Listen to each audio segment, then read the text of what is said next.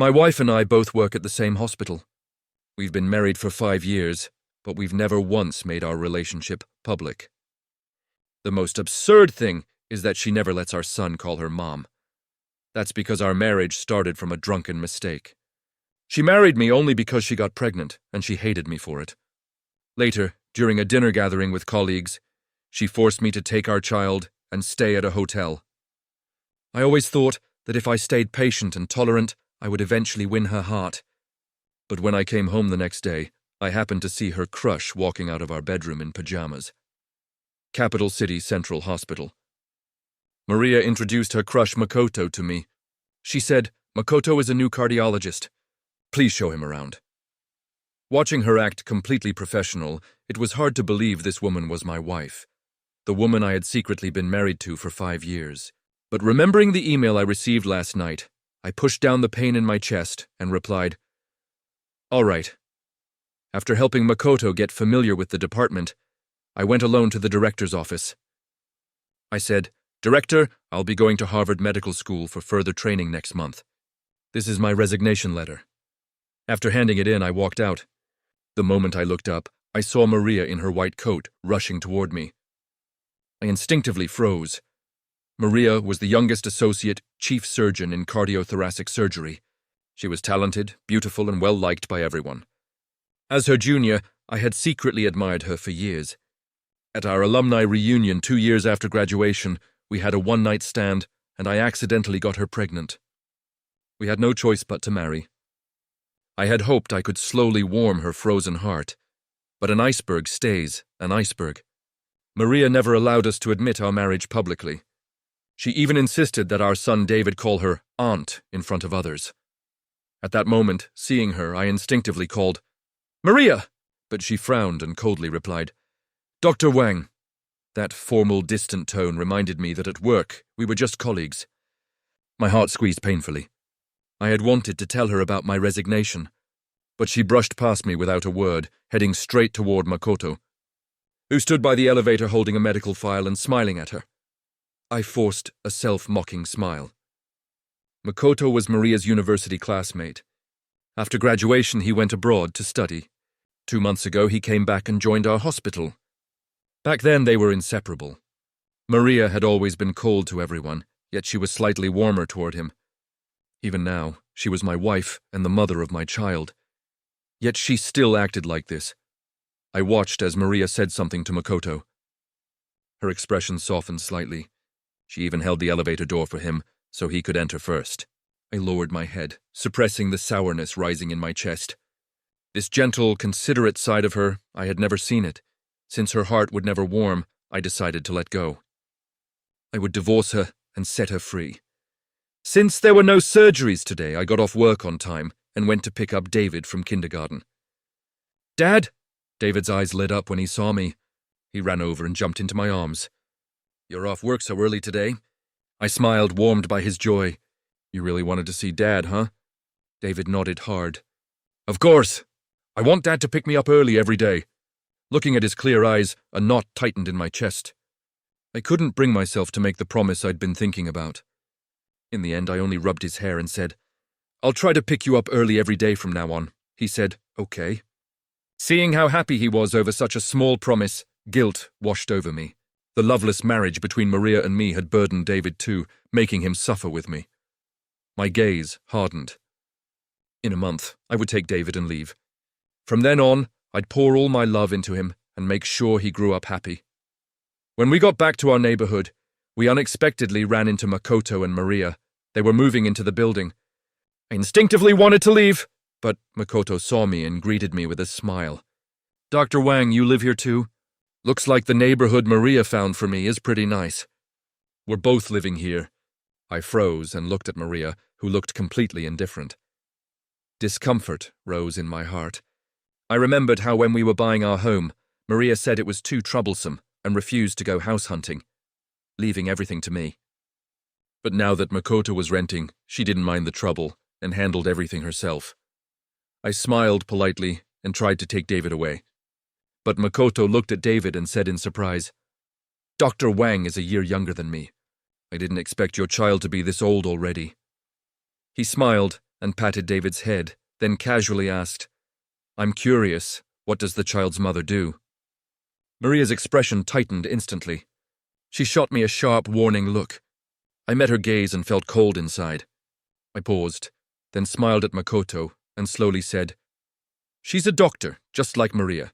She works in cardiothoracic surgery." Maria subtly furrowed her brow, but her expression soon returned to calm. Still, I didn't miss the flicker of darkness in her eyes, and my heart sank.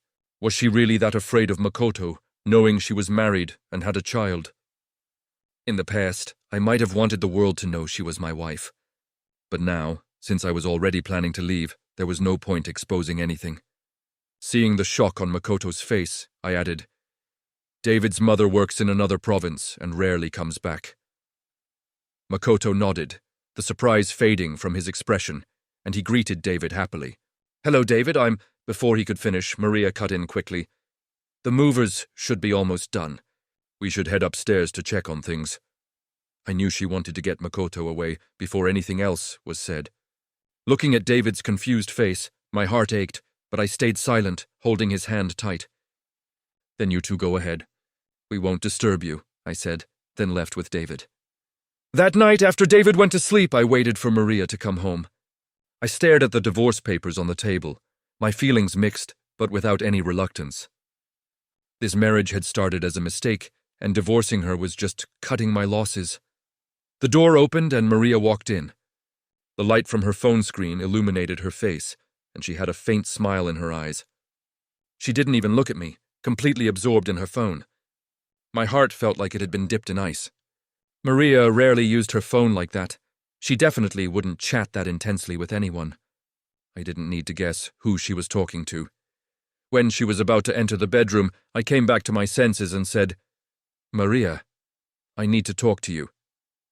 She stopped and turned, her gaze cold. "What is it?" Ignoring her tone, I said flatly, "Let's get a divorce!" I looked directly into her eyes. She didn't even blink. Without hesitation, she said, "Impossible." I didn't expect that. I froze. Before I could speak, she turned and went into the bedroom, ending the conversation with just one sentence. "I can't let my child grow up in a single-parent family."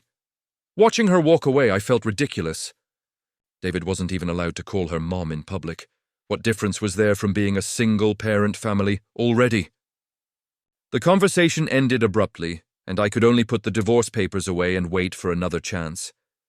The next morning, after dropping David off at kindergarten, I went to the hospital. Even though I had less than a month left, I still had to finish my last shifts properly. As soon as I arrived, I was about to do rounds when a nurse stopped me. "Dr. Wang, wait! Your patient Sam is arguing with his son. Be careful, he might hurt you." I paused, remembering how Sam's son was addicted to gambling and had drained the family savings. Now he was begging for money for Sam's medical fees. Every time he came, Sam would get so angry he needed a long time to recover. But Sam was old, had high blood pressure and coronary heart disease. He couldn't afford anger. Worried, I went to stop them. When I reached the ward door, I heard something shatter. Startled, I pushed the door open. To my surprise, Maria was standing behind Makoto. Broken glass covered the floor. She was gently comforting Makoto, completely unaware of the cut on her arm, blood slowly dripping from it. A buzzing filled my ears. I could only stare at that red blood. Forcing myself to stay calm, I called security to take Sam's son away. After confirming Sam was physically fine, I went to get alcohol and bandages. But when I returned, Makoto was already treating Maria's wound. His movements were gentle, his eyes full of tenderness. "It must hurt, right? You really didn't need to protect me. I could have dodged it," he said softly. Maria shook her head with a small smile. "It's all right, as long as you're not hurt." I froze, watching the warm scene between them. I realized how foolish my earlier hopes had been. I turned to leave, but overheard nurses whispering, "I've never seen Dr. Maria care so much about someone. Dr. Ito must be really special. If Makoto and Maria got together, they'd be perfect." Perfect match. The words felt like a slap. I stood still. No one knew Maria was my wife, yet they were already pairing her with someone else. A nurse noticed me and pulled me over. "Dr. Wang, you heard right. Aren't they a perfect match?" Under everyone's eyes, I forced a smile. "Yes, they're indeed a perfect match." Just then, Makoto spoke behind me. "What do you mean?" "By perfect match? What are you talking about?" They had finished dressing the wounds and were walking toward us. I wanted to change the subject, but the nurse joked, "Dr. Ito, we all think you and Maria are a perfect match. You two are meant for each other." Maria's expression darkened, her brows knitting together. Makoto froze, then waved his hands quickly. No, you're mistaken. Maria and I aren't—" But Maria cut him off coldly, giving me a sharp look. "Instead of discussing other people's private matters, shouldn't you all be focusing on calming patients and preventing incidents like this?" Her voice was harsh and the nurses immediately went pale. The atmosphere turned awkward. I stayed quiet. She didn't care about gossip, she just didn't want Makoto dragged into rumors. Realizing this, I said calmly, "Is this why Maria is so protective? Does she actually have feelings for Dr. Ito and we've hit the mark?" Her expression immediately changed. Makoto quickly denied it. No, we're just classmates." I nodded. "Just a joke. Don't mind it." Then I excused myself, saying I had medical records to write, and quickly left. Back in my office, I closed the door and let out a long breath. Thinking about Maria's expression when Makoto said, "just classmates," I realized that all these years, I wasn't the only one suffering from unrequited feelings. But then I remembered my plan to study abroad, and my calm returned. I'd already decided to leave. Whatever drama unfolded now no longer had anything to do with me. That afternoon, I brought the divorce papers to find Maria. I knocked and found her watering a potted plant on her desk. Her expression was focused, serious. She wasn't tending to flowers. It looked more like a precise operation. I paused for a moment, feeling a little stunned. Maria had always disliked plants because they attracted insects, and she wouldn't even let David keep succulents. So why was she taking such great care of this one now? I furrowed my brow and saw a small sign hanging on the plant that read, "Ito." No wonder she was being so careful. It was a gift from Makoto. I couldn't help but feel speechless. I turned the divorce agreement to the final page where she needed to sign and handed it to her. "Please sign this," I began. Before I could finish, Maria's phone rang on the desk. I caught a quick glance at the name, Makoto, and saw her immediately answer. "Maria, there's a patient with a tricky situation. Can you come help me take a look?" Makoto's voice came through. A trace of anxiety flashed across Maria's eyes. She immediately stood up. "Wait for me. I'll be right there." Without hanging up, she took the divorce papers from my hands, signed them without looking, and handed them back. She hurried out, still speaking to Makoto, reassuring him. I watched her leave and looked at the beautifully written signature of Maria on the divorce agreement. A mixture of emotions filled me, but in the end I only sighed in relief. It was finally over. In the following days I continued working normally, taking care of David while also looking for a place to rent. After all, now that I was divorced from Maria, I needed to move out of the house. The day I finalized the rental for a new place, Maria suddenly knocked on my office door. "Do you have a moment?" she asked. I was a little puzzled. Maria rarely came to my office. She avoided it to prevent suspicion. Even when discussing work, she would always go to her own office. "Why was she here today?" I asked. "Is there something you need?" Maria closed the door behind her and said calmly, "One of our colleagues is coming over to my house for a celebration. You should leave work early, pack up, and take David somewhere else for the night." I was taken aback, so she came here just to get us out of the house. But that was still my home. Why should we hide just to maintain her image as a single woman? Were we really that shameful? I looked at her, but all I saw in her eyes was the usual cold indifference. The words I wanted to say got stuck in my throat, and I could only respond, "Got it." I had already planned to leave today, and I didn't want any more arguments. With that thought, I added in a tone of finality, "I'll pack my things and leave with David. We won't bother you." After that, I said nothing more and returned to reading the medical records. Maria's brows furrowed slightly, sensing something was off. She parted her lips as if to say something, then held back, probably remembering Makoto was waiting for her. She nodded and left without another word. That evening I finished work early and went to pick up David from kindergarten. On the way home I took his hand and said, "David, once we get home, pack your things and then we'll go to a new place. To live, okay?" David stopped in his tracks, looked at me for a moment, then suddenly asked, "Dad, did you and Mum get divorced?" I was stunned. I squatted to look into his eyes. "Why do you ask that, David?" He answered honestly, "Luna's mom doesn't live with her dad anymore, and the teacher said that's called getting a divorce." He tilted his head and blinked his clear eyes. "Dad, did you get divorced from Mom and that's why we're going to stay somewhere else?" I hadn't expected him to be so perceptive. My heart clenched. I hesitated, choosing my words carefully, and asked, "If Dad and Mom got divorced, would you be sad?" David's chubby little face scrunched up, and without thinking he nodded. "Yes." My heart sank and guilt flooded over me. I had been so focused on leaving that I hadn't thought about how it would affect David. Then David's sweet voice came again. "Because if Dad's sad, I'll be sad too. But if Dad isn't sad, then I won't be sad." His words were like the warm sun in spring, chasing away some of the guilt in my heart. I hugged David tightly, my voice choked as I said, "Dad won't be sad. As long as I have you, Dad will never be sad." David reached out and hugged me. "I only want Dad. She doesn't let me call her Mum, so I don't want her." My heart felt bitter. I knew I hadn't been a good father before. But feeling the warmth of his small body, and with only 10 days left before I could leave, a sense of comfort slowly climbed into me. I lifted David in my arms, a smile tugging at my lips, and said, "All right, let's pack up and leave that place. We're going to our new home."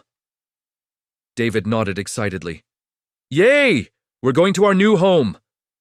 We packed our things and moved into the new rental. As soon as we arrived, I received a call from a colleague. "Dr. Wang, we're having dinner at Dr. Ito's house tonight. Why aren't you here yet?" The line was full of noise and chatter. I paused, about to decline, when I heard Makoto's joking voice from the phone. "Maria, I lost a game and they want me to find someone to drink a toast with." Before he could finish, Maria's voice, tinged with urgency, interrupted, "I'll drink with you." On the other end of the phone, the teasing sounds grew louder, and I felt frozen, unable to say a word. Maria eagerly agreed to Makoto's request to share a toast, not even waiting for him to finish speaking. Was she afraid he would find someone else to drink with? Or was it because this shared toast was something she had been waiting for many years? My thoughts froze, and I only snapped back to reality when a colleague spoke again. "Dr. Wang, are you still listening? I'll send you the address." I came to my senses and replied dryly, "Something came up at home. I won't be coming. Enjoy yourselves." After hanging up, I stared at the darkened screen, my bitter, disheartened face reflected back at me. I sighed in silence. Maria and Makoto were having such a good time. What was the point of me getting involved and making things awkward? The next day, I went to work as usual. I didn't expect to be caught in traffic while taking David to kindergarten, which forced me to take a detour. I arrived at the hospital a few minutes later than usual. After clocking in, I was about to change clothes for a meeting when I ran into Maria and Makoto. Seeing me still in my casual clothes, Maria, flustered and out of breath, immediately frowned and started to scold me. "Why haven't you changed your clothes yet? You're usually punctual, but today is the meeting. Didn't you think to come earlier?" Her words reminded me of last night, and a surge of frustration rose in me. I explained casually that I had been taking the kid to school and there was traffic. I was about to walk away to change when Maria looked at me and furrowed her brow even more. Her voice grew colder. "Don't use the child as an excuse. Your time management is the problem. If you had planned better, you wouldn't be running late." I stopped in my tracks. Her righteous tone only fueled my anger. I'd always been the one to personally drop David off at school, even if it meant working late or doing surgery afterward. I would arrange for a trusted parent to help. Maria had never once offered to help. How dare she criticize me so self-righteously? I looked into her cold eyes and asked, "Is this Maria's way of giving me advice on how to manage my life? Not to mention I wasn't late. But even if I had been, what does it have to do with you? Maria's face darkened further, and the air between us thickened with tension. Makoto quickly stepped in to smooth things over, his smile warm as he said, "Dr. Wang, Maria understands how hard it is for you to raise a child alone. She might have spoken a bit harshly, so please don't take it personally." I was already angry, but hearing him call me Dr. Wang in that familiar tone grated on my nerves. I couldn't help myself and snapped, "Dr. Ito and Maria are so close. Why bother coming to my department? Why not switch to the cardiothoracic department?" Without waiting for a reply, I turned and walked away to change for the meeting. The meeting was primarily about surgery for a new patient with dilated cardiomyopathy, which required a joint effort from cardiology and cardiothoracic surgery. The cardiothoracic department had already confirmed Maria would be the lead surgeon. The hospital director looked at me and asked, "Who do you recommend for the cardiology side, Dr. Wang?" I hesitated for a moment, looking at the young doctors under my wing, but decided I should step up. I was about to leave soon, so it would be a good opportunity to do one last surgery and pass on experience. I told the director, "I'll do it." He nodded, about to make the announcement, when I noticed Maria's brow twitch slightly. Her cold voice cut through the air. "No!" I was taken aback and looked at her in confusion. Maria's voice was icy as she added, "I don't think someone who is late to work can be counted on to perform rigorously in surgery. I don't agree with Dr. George being part of the operation." Her words sent a chill down my spine. I'd been a doctor for many years, without a mistake in my surgeries. Maria knew that. Why was she refusing to let me take part? My eyes darkened, and I was about to respond when Maria added, "I recommend Dr. Makoto as my assistant." She spoke gently, looking at Makoto with eyes full of affection. My chest tightened, and the words I wanted to say caught in my throat. I understood now. Maria wasn't really concerned about my shortcomings. She wanted to use this opportunity to give Makoto a chance to shine. I could feel everyone's eyes on me. She was willing to step on me to help Makoto climb higher. The director hesitated, but ultimately agreed to Maria's request. After the meeting, he asked me to stay behind. I know you mean well wanting to give them an example to follow, but experience is the best teacher. If we don't let them take the lead, how can they improve? He patted my shoulder and said, "Now that you're leaving, Makoto is the most qualified to take over. He deserves a chance." I knew the director was right. Makoto was well versed in theory and had extensive clinical experience abroad. He had just returned and needed time to adjust. I sighed and nodded. As I followed the director out of the conference room, I ran into Maria. She seemed to be waiting at the door. When she saw me talking to the director, she asked, "What did the director say?" I was still thinking about her earlier words and didn't want to respond, so I asked back, "What do you need?" Maria seemed unconcerned by my lack of response and shifted her tone, speaking more gently. "I'm sorry. I shouldn't have undermined you in front of everyone at the meeting." I was taken aback. Over the years, Maria had always been indifferent to me. Even when we had conflicts, I was the one who apologized first. Why was she apologizing now? Before I could answer, Maria's low voice came again. "The collaboration was my idea, not Makoto's. Don't make things difficult for him." At her words, I looked at Maria in shock. So she had apologized because she didn't want me to make things difficult for Makoto. I clenched my hands in my sleeves, feeling bitter and sad. Did Maria really think I would mix personal feelings with professional duties? I opened my mouth but couldn't speak. Maria, seeing my silence, assumed I was still angry and softened further. "It was my fault. Please don't be upset. Tonight I'll pick you and David up to go home, okay?" I heard the impatience in her voice, which felt almost condescending, and my frustration grew. I couldn't breathe.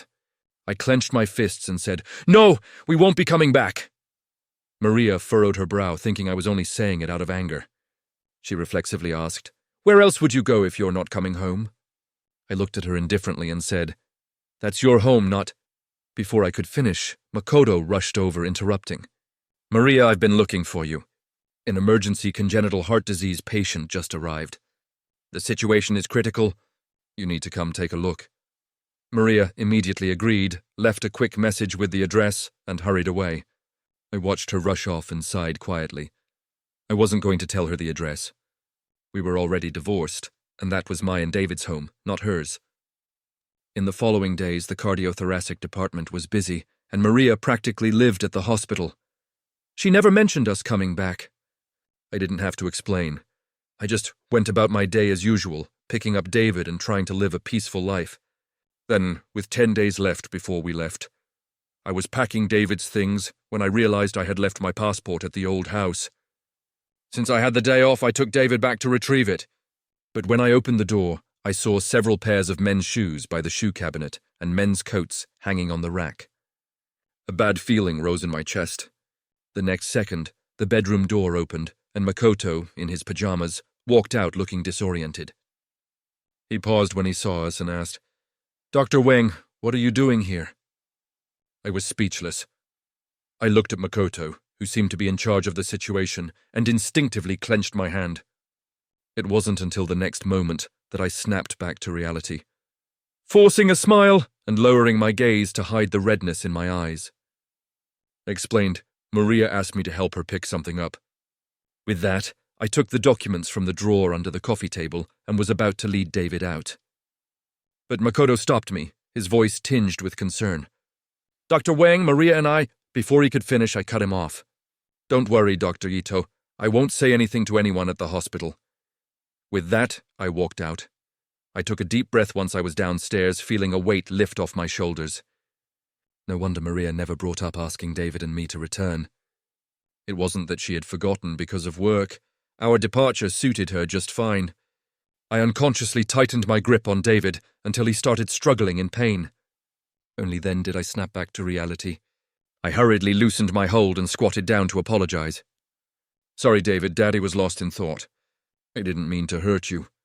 David shook his head, stared at me, and asked, "Dad, is that man Mom's boyfriend?" "Is he going to be my new dad?" Hearing his innocent question, my heart twisted with pain. I forced a smile and said, "David, why would you think that?" David, looking hurt, lowered his head and said, "Luna's new mom lives with her dad now, and sometimes she even picks her up from school." He frowned and threw himself into my arms, hugging me tightly, his voice fragile as he whispered, "I don't want that man.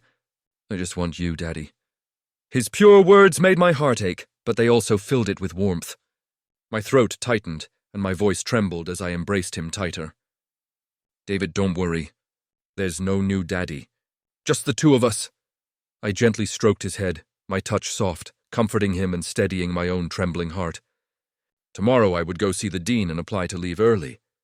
The cooling-off period for the divorce was over, and I had the divorce certificate. There was no reason to stay in this city any longer.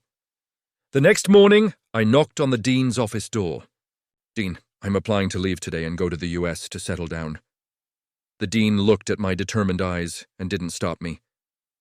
He only said, "The surgery for the heart enlargement patient is scheduled for today. If you have time, could you keep an eye on it?" I was momentarily stunned, thinking about how Maria had once undermined me in a meeting, and my instinct was to refuse. But this was Makoto's first time in the operating room, and I couldn't rest easy about the patient's safety. So I stopped hesitating, changed into my scrubs, and walked into the observation room. I watched Makoto's skilled movements, constantly monitoring the heart monitor and giving updates on the patient's condition, and felt quietly relieved. Makoto really was highly skilled. After I left, he would be able to carry the cardiology department on his shoulders. I could rest assured. Once that worry lifted from my chest, I noticed the seamless cooperation between Maria and Makoto. It was as if the years Makoto had been gone were nothing but a distant illusion. They were as close as they had been in school, communicating with just a glance. I paused. If this had been before, I would have been overwhelmed with bitterness. But now I simply turned my gaze away. Ever since I saw Makoto moving into Maria's house yesterday, I had stopped caring entirely. I was leaving anyway. What did it matter what Maria and Makoto were doing? After the surgery, I left first, changed, and headed back to my office to pack. "Dr. Wang," a familiar voice called out, making me pause mid-step. I turned to see Maria, her brow furrowed. With a low, probing voice, she asked, "Did you go home yesterday?" I found Maria's questioning tone somewhat amusing. That place had been my home for 5 years. Did I really need to report back to her every time I went there? I couldn't be bothered to engage in a lengthy conversation, so I swallowed my sharp retort, nodded, and said, just going back to grab something." My cold and indifferent response only made Maria furrow her brows deeper, and a strange feeling rose in my chest. If this were before, I would have been furious to see someone else in my home and would have confronted her immediately. Why was I so calm now? After a brief hesitation, she finally explained, "Makoto's house had some plumbing issues, so I let him stay here temporarily." I noticed the flicker in her eyes and instantly knew her words didn't ring true. If he were just staying temporarily, why was he in the master bedroom and not the guest room? I lowered my gaze and let out a soft laugh. Just as I was about to speak, I heard Makoto call out to her, "Maria, the post-surgery meeting is starting. Hurry up!" Maria immediately shifted her attention, nodded, and without waiting for me to respond, continued giving instructions. "You and David stay here for 3 more days. Makoto will leave after that, and I'll come to pick you both up." She didn't wait for my reply and hurried into the meeting room. I watched her disappear into the hallway and, after a long while, sighed, letting out the breath I had been holding. Maria wouldn't be able to find us. I'd already changed my flight, and tomorrow David and I would fly to Boston. I pulled my gaze away and, with no lingering attachment, walked back to my office to pack my things. A number of familiar doctors and nurses were surprised to hear I was leaving. They asked, "Why so suddenly? You're off to study in the US?" We didn't even hear a word about it. I smiled at their curious expressions and casually replied, "David's mother is going to the US for work, and I'm planning to further my studies, so I'll go with her. I can't let my child be separated from his mother for too long." They nodded in understanding, some expressing regret.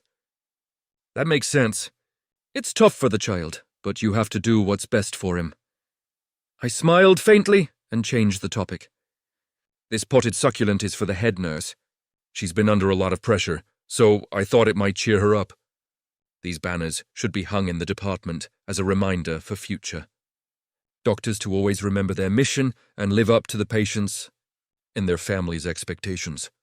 I handed out everything I couldn't take with me to my colleagues until I paused at the sight of the fountain pen on my desk, one I had used for a long time.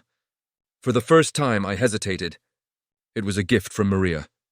Maria had always been indifferent and rarely celebrated holidays, let alone anniversaries.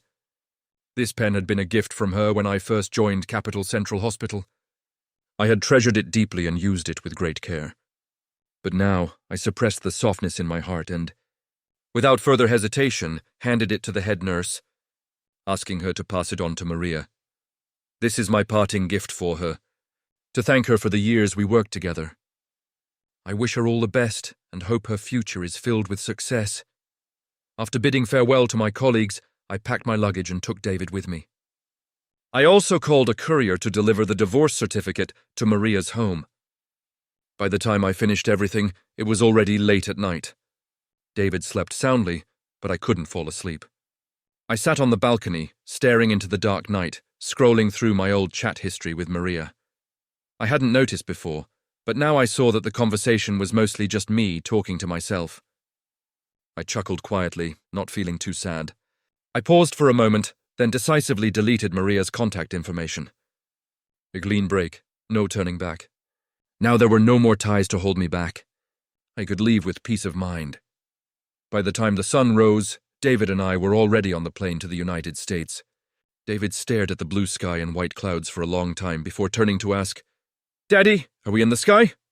I smiled at his innocent expression and nodded. "Yes, we're flying to America to start a new life. Are you excited, David?"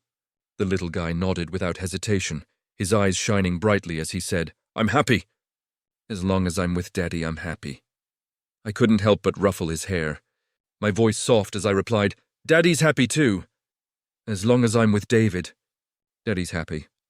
As soon as I finished speaking, the plane broke through the clouds and bright sunlight filled the cabin.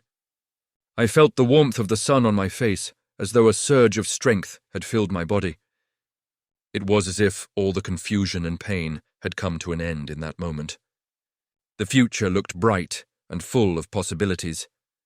On the other side, Maria had just returned to her office after getting off the operating table. There were several missed calls on her phone. She hesitated for a moment about to call back when Makoto knocked on the door. "Maria, thanks for letting me stay these days. The house repairs are done ahead of schedule. I moved my things out at noon. You don't have to sleep in the office anymore. You can finally go home and get a good night's sleep." He flashed a bright smile and took a potted succulent from behind his back, placing it on Maria's desk. "Here, this is a little gift to thank you." Maria pursed her lips, instinctively wanting to refuse. But looking at the small, delicate succulent, for some reason David came to her mind. Did I ever tell her that David likes succulents? Maria hesitated for a moment but ended up accepting it. "I'll accept this, but the plants you asked me to take care of, you can take those back, right?" she asked, gesturing toward the mismatched plants in her office. Those were the plants Makoto had almost killed. When he realized they were withering, he asked her for help, thinking she'd taken plant care courses in college. Maria had firmly refused, saying, "I'm a doctor of humans, not of plants."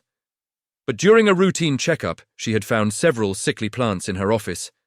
Makoto even put up signs on them that read, "Please, Maria, work your magic." She sighed and reluctantly took them in. After nearly a month of care, she had finally managed to save those plants from dying. Makoto looked at the now thriving plants and beamed. "Maria, I knew I was right about you." He smiled and gave her a thumbs up, praising her. "You truly are a miracle worker." Saying this, he carefully picked up the plants and turned to leave her office. Just before walking out, he suddenly remembered something and turned back. "Oh, by the way, there was a package this morning. I signed for it and left it on the coffee table for you." Maria immediately thought of the missed calls. So it was about the package. But then she furrowed her brows. She hadn't ordered anything recently, and everything in the house had been bought by me. "The calls were made to my number, so why would they be calling her?" Maria felt confused. It was already time to leave for the day, so she changed clothes and called my phone. She had intended to tell me that she'd be picking up David and me, but all she heard on the other end was the cold, robotic voice. "The number you have dialed is unavailable. Please try again later." Maria's heart sank. Something didn't feel right. Our phones had to be available 24/7 in case of emergencies. How could my phone be off? The more she thought about it, the stranger it seemed. Hanging up, she headed straight to my office. But when she got there, the office was shrouded in darkness. The door was locked and the lights were off. The string of unusual occurrences made Maria's brow furrow even deeper. Her heart skipped a beat, and a wave of unease washed over her. As she passed the nurse's station, she quickly stopped the head nurse, who was a close colleague of mine, and asked, "Where's Dr. Wang?" The next words froze Maria in place. The head nurse replied, "Dr. Wang resigned." "Didn't you know?" A crack appeared in Maria's typically indifferent expression, and a hint of shock flickered in her normally calm eyes. She asked, "When did this happen?" Her voice trembled as if in disbelief. The head nurse, who had never seen Maria like this, paused for a moment before snapping out of it.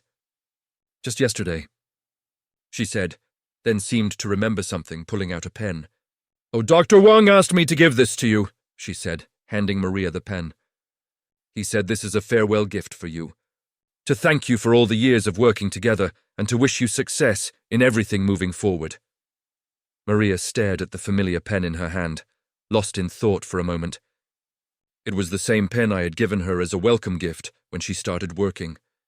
She still remembered the excitement on my face back then, the depth in my eyes shining with a light she had never seen before.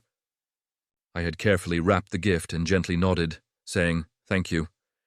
I'll be a good doctor." Years passed, and every time Maria saw me use that pen, she would remember the gleam in my eyes. But now, as she listened to the head nurse's words, her heart suddenly twisted. She murmured to herself, "May all your wishes come true." Maria's eyes darkened, and she pursed her lips. With the strange actions I had taken recently, she barely needed to think to understand why I had said those words. I had probably thought she still had feelings for Makoto, which was why I had left without a word. Maria's hands tightened into fists, and her anger swelled. She couldn't understand how I could just leave without discussing it with her first. If I had only asked, she could have explained everything. How did it come to this? Maria's frustration surged, like a volcano ready to erupt. The head nurse startled and stepped back, unsure why Maria was so angry. Before she could speak, Maria asked, "Did Dr. Wang say where he was going?" The nurse quickly nodded and replied, "Dr. Wang said his wife is going on business to the US and he's going with her." His wife? Maria's hand tightened even more, and she almost laughed bitterly. She had no idea I was going to the US on business. Her mind spun as anger nearly overwhelmed her, almost making her forget that it had been her own wish not to let anyone know they were married. She closed her eyes, trying to suppress the cold aura she was emitting, and forced down her fury about my sudden departure. With a quick turn, she left for home. She convinced herself I had simply gone to the US in a huff and would return in a few days. After all, we were married and she believed I would come back. With that thought, Maria drove home. When she arrived, she noticed Makoto had arranged for cleaning staff before he left. The house was spotless, almost like a newly decorated home. Normally, she would have felt comforted by such a clean, minimalist space. But now it felt empty, as if the house had always been hers alone, with neither me nor David. Maria frowned. The anger that had simmered during her drive had cooled, but seeing the emptiness of the house stirred confusion again. An unusual unease crept over her. Perhaps she should take some time off and go to the US to find me and David. With that thought, Maria walked to the coffee table and reached under it, pulling out the bag that contained important documents. She was about to grab her passport when she saw two papers inside the bag. One in English, a letter of admission from Harvard Medical School. The other in Chinese, a divorce agreement. Maria's heart sank. She stared at the name George Wang, written in the student section of the letter, and at the two signed names at the bottom of the divorce agreement. She stood frozen for a while, then almost self-mockingly let out a bitter smile. I hadn't gone abroad for a vacation. I'd gone to study. I had tricked her into signing the divorce agreement, not intending to come back. If she wasn't mistaken, the document had been sent by me, and inside was the divorce certificate. Shaking, she opened the envelope. Sure enough, everything was just as she had feared. Looking at the documents and certificates on the table, Maria felt as though a cold wind had enveloped her heart, numbing the pain that rushed through her. So George had just left, she thought, and smiled bitterly while covering her face with her hand. All her emotions were hidden behind a long, drawn-out sigh. She murmured softly, "George." Her voice, full of sorrow, echoed in the empty house, but was destined to receive no answer. My pain, regret, and inner struggle were things Maria knew nothing about. At that moment, I was at the San Francisco airport, waiting for my connecting flight. David, small and on his first international flight, was miserable after the long hours in the air. His pale little face was scrunched up in discomfort, which made my heart ache. At least I had booked business class for the whole trip. If we had been in economy, cramped and stuffy, David would have been even more uncomfortable. During the layover, I decided to take David to a burger joint he had been craving. The place was packed with almost no empty tables. I scanned the room and spotted an empty seat in the corner. Even though there was already a child sitting at the table, I figured I'd give it a try and walked over to ask, "Excuse me, is it okay if I sit here?" Before I could finish, the person across from me looked up. That's when I saw the golden hair beneath her hoodie and her amber-colored eyes. Her fair skin and striking features made her look like she might be of mixed descent. I froze, thinking the seat was probably taken by her family, and prepared to apologize and leave. But she met my gaze and, with a distant expression, nodded slightly. I thanked her and sat down with David. Though she seemed aloof, her body language suggested she wasn't unfriendly. I briefly entertained the thought, but soon dismissed it. I placed our order and watched as David eagerly devoured his burger, looking more like himself again, his energy returning. And that eased some of the guilt I felt for putting him through the long flight. I wiped the ketchup from his face and was about to turn back to my meal when I noticed the girl watching us. I blinked in surprise and asked, "Is something wrong?" She shook her head, offered no reply, grabbed a napkin to wipe her nose, and quickly turned her gaze elsewhere. Her brief glance seemed tinged with faint sadness, not malice, more like nostalgia. I wondered if seeing David and me together made her miss her own parents. I glanced again at the girl sitting alone in the crowded restaurant, isolated from the bustle, and my heart softened unexpectedly. Ever since becoming a father, I paid more attention to children around me. While I was lost in thought, David suddenly stopped eating and exclaimed, snapping me back to reality, "Dad, look at her!" I turned and saw the girl's face flush red, her brows furrow, and her chest heave as she struggled to breathe. It was asthma. I felt a jolt of panic. She struggled to reach her bag on the suitcase. Without thinking, I stood, opened the bag, and retrieved the medication in less than 5 seconds. She used the inhaler, and her breathing gradually returned to normal. Only then did my heart relax. I asked David to get a paper cup and poured her some water. After using the inhaler, be sure to rinse your mouth to avoid side effects, I told her. The girl looked at me quietly, then nodded seriously and took the water. Seeing she was okay, and that David had finished his meal, I noticed it was almost time for our flight. I planned to leave, but just as I rose, the girl stopped me and wrote something in my palm. "Thank you." I froze, surprised she couldn't speak, and shocked to see she had written 2 Chinese characters. She was Chinese. I clenched my fist, feeling a little embarrassed about my earlier English, and smiled, replying, "It's nothing. Meeting like this is fate. If it's meant to be, we'll meet again." Then I turned and left, thinking nothing more of it. But fate had other plans. In the cabin, I saw the same golden-haired girl again. During boarding, the flight attendant asked if the seat next to me was for an unaccompanied minor and whether I was okay with it. I shook my head and said I didn't mind. The golden-haired girl walked into the cabin. When she saw me, her eyes lit up for a moment, and she gave me a small nod. Guided by the flight attendant, she sat down next to me. I smiled at the coincidence. Just an hour ago, we'd been at the same restaurant, and now we were neighbors on the plane. As I marveled at fate, David tugged my sleeve and whispered, "Dad, is this the little girl who's sitting alone on the plane?" I'd used the example of unaccompanied minors for him before and answered, "Yes, she's flying alone." Isn't that impressive? At this age, children tend to be strong, and I didn't want David to feel sorry for her or hurt her pride. Besides, she seemed capable and independent. David nodded enthusiastically, admiring the girl, then rummaged through his bag and offered her a packet of candy, his favorite, only shared with people he liked. The girl looked at the candy, then at David. Their eyes met, bright and sincere, and she paused. I observed them quietly. After a brief hesitation, she accepted the candy. David's face lit up. "Since you took my candy, we're friends now. You have to teach me how to fly alone. I want to be as cool as you." The girl lowered her gaze, a little embarrassed. Before David could say more, I interrupted, worried his enthusiasm might bother her. "The plane's about to take off. Let's sit properly." The hours passed quickly. I kept an eye on David, but found myself distracted by the golden-haired girl. She behaved well, listening to music with headphones and quietly writing and drawing in her notebook. I'd been concerned about her asthma, but saw no more problems. By the time we arrived in Boston, it was afternoon. After picking up our luggage, I was about to say goodbye when I saw David holding her hand, unwilling to let go. "Sister, I still don't know your name," he said. For some reason, he seemed attached to her. I was about to tell him to let go when the girl smiled.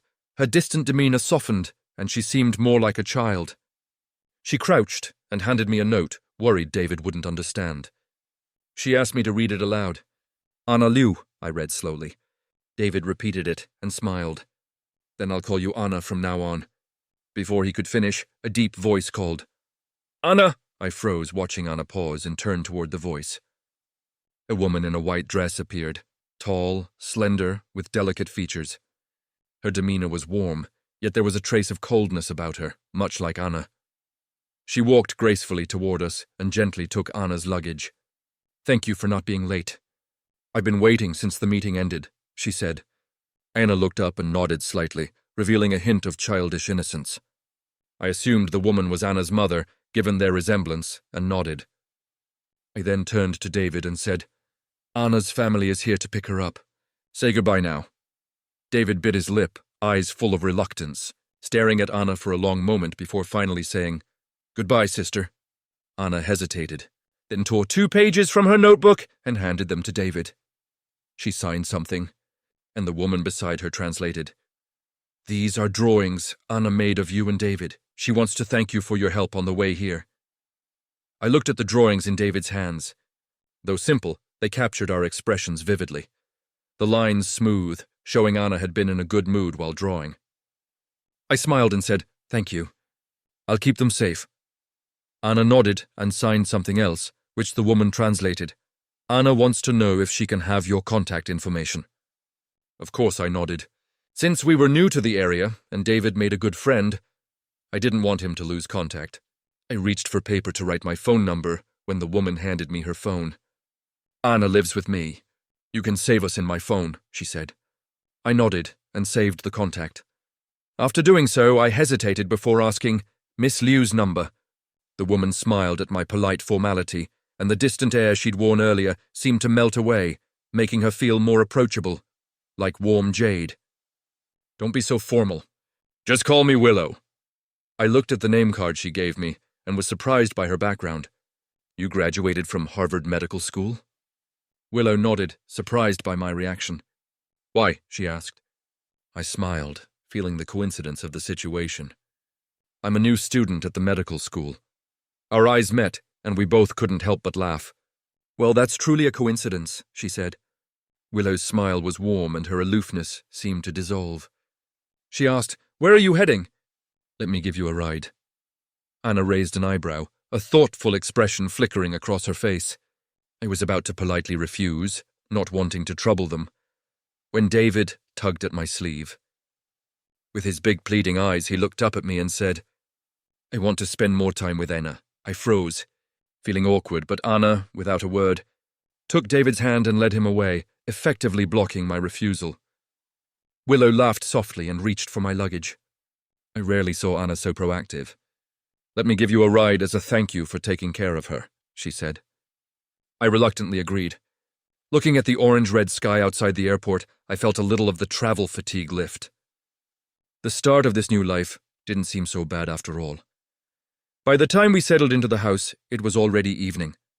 I was still reflecting on today's strange experience when David tugged at the hem of my shirt. Dad, I'm tired, he said. On the way back, I had let him run around to release some energy, thinking it would help with jet lag.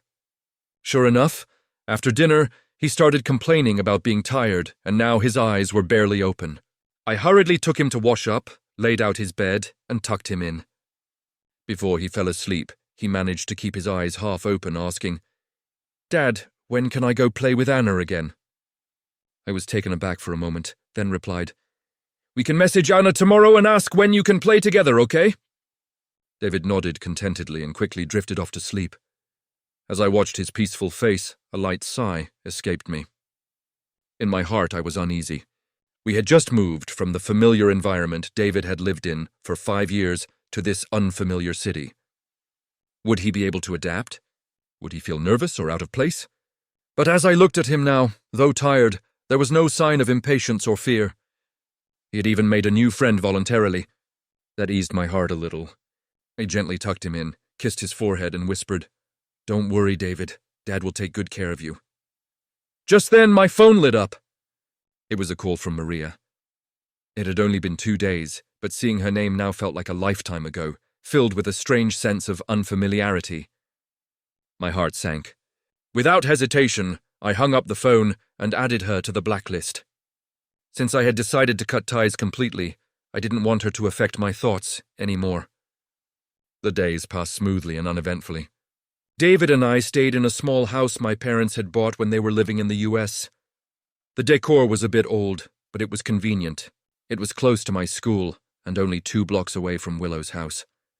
Since the farewell at the airport, the 2 children had become close and their communication increased.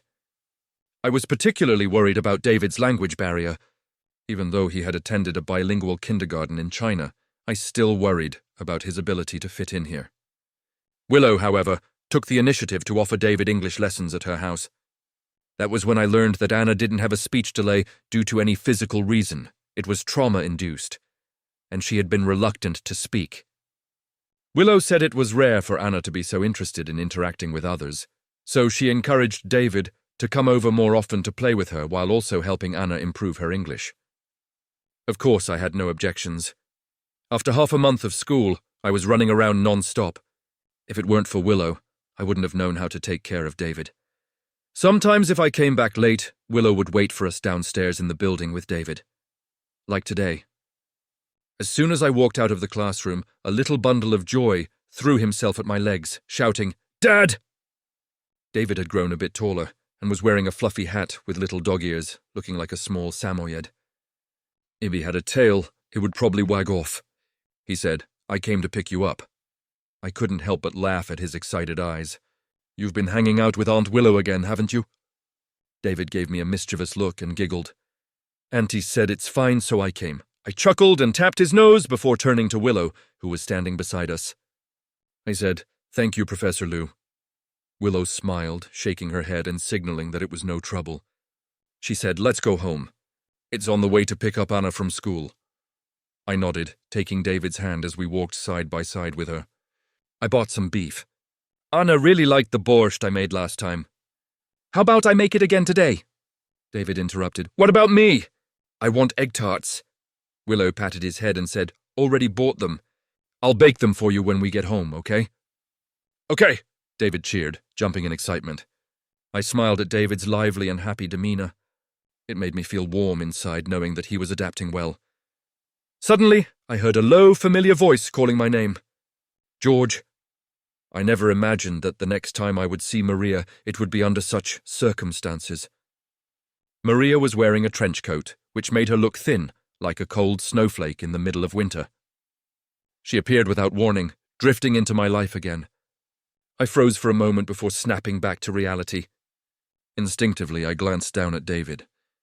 His earlier laughter had disappeared, replaced with a pale face. David's tightly clenched hand reminded me he was scared. My heart sank. I immediately stepped in front of David, casting a displeased glance at Maria. "What are you doing here?" I asked. The divorce was final. She and Makoto could be together freely now. Why did she feel the need to appear before me? And without even saying a word, she frightened David.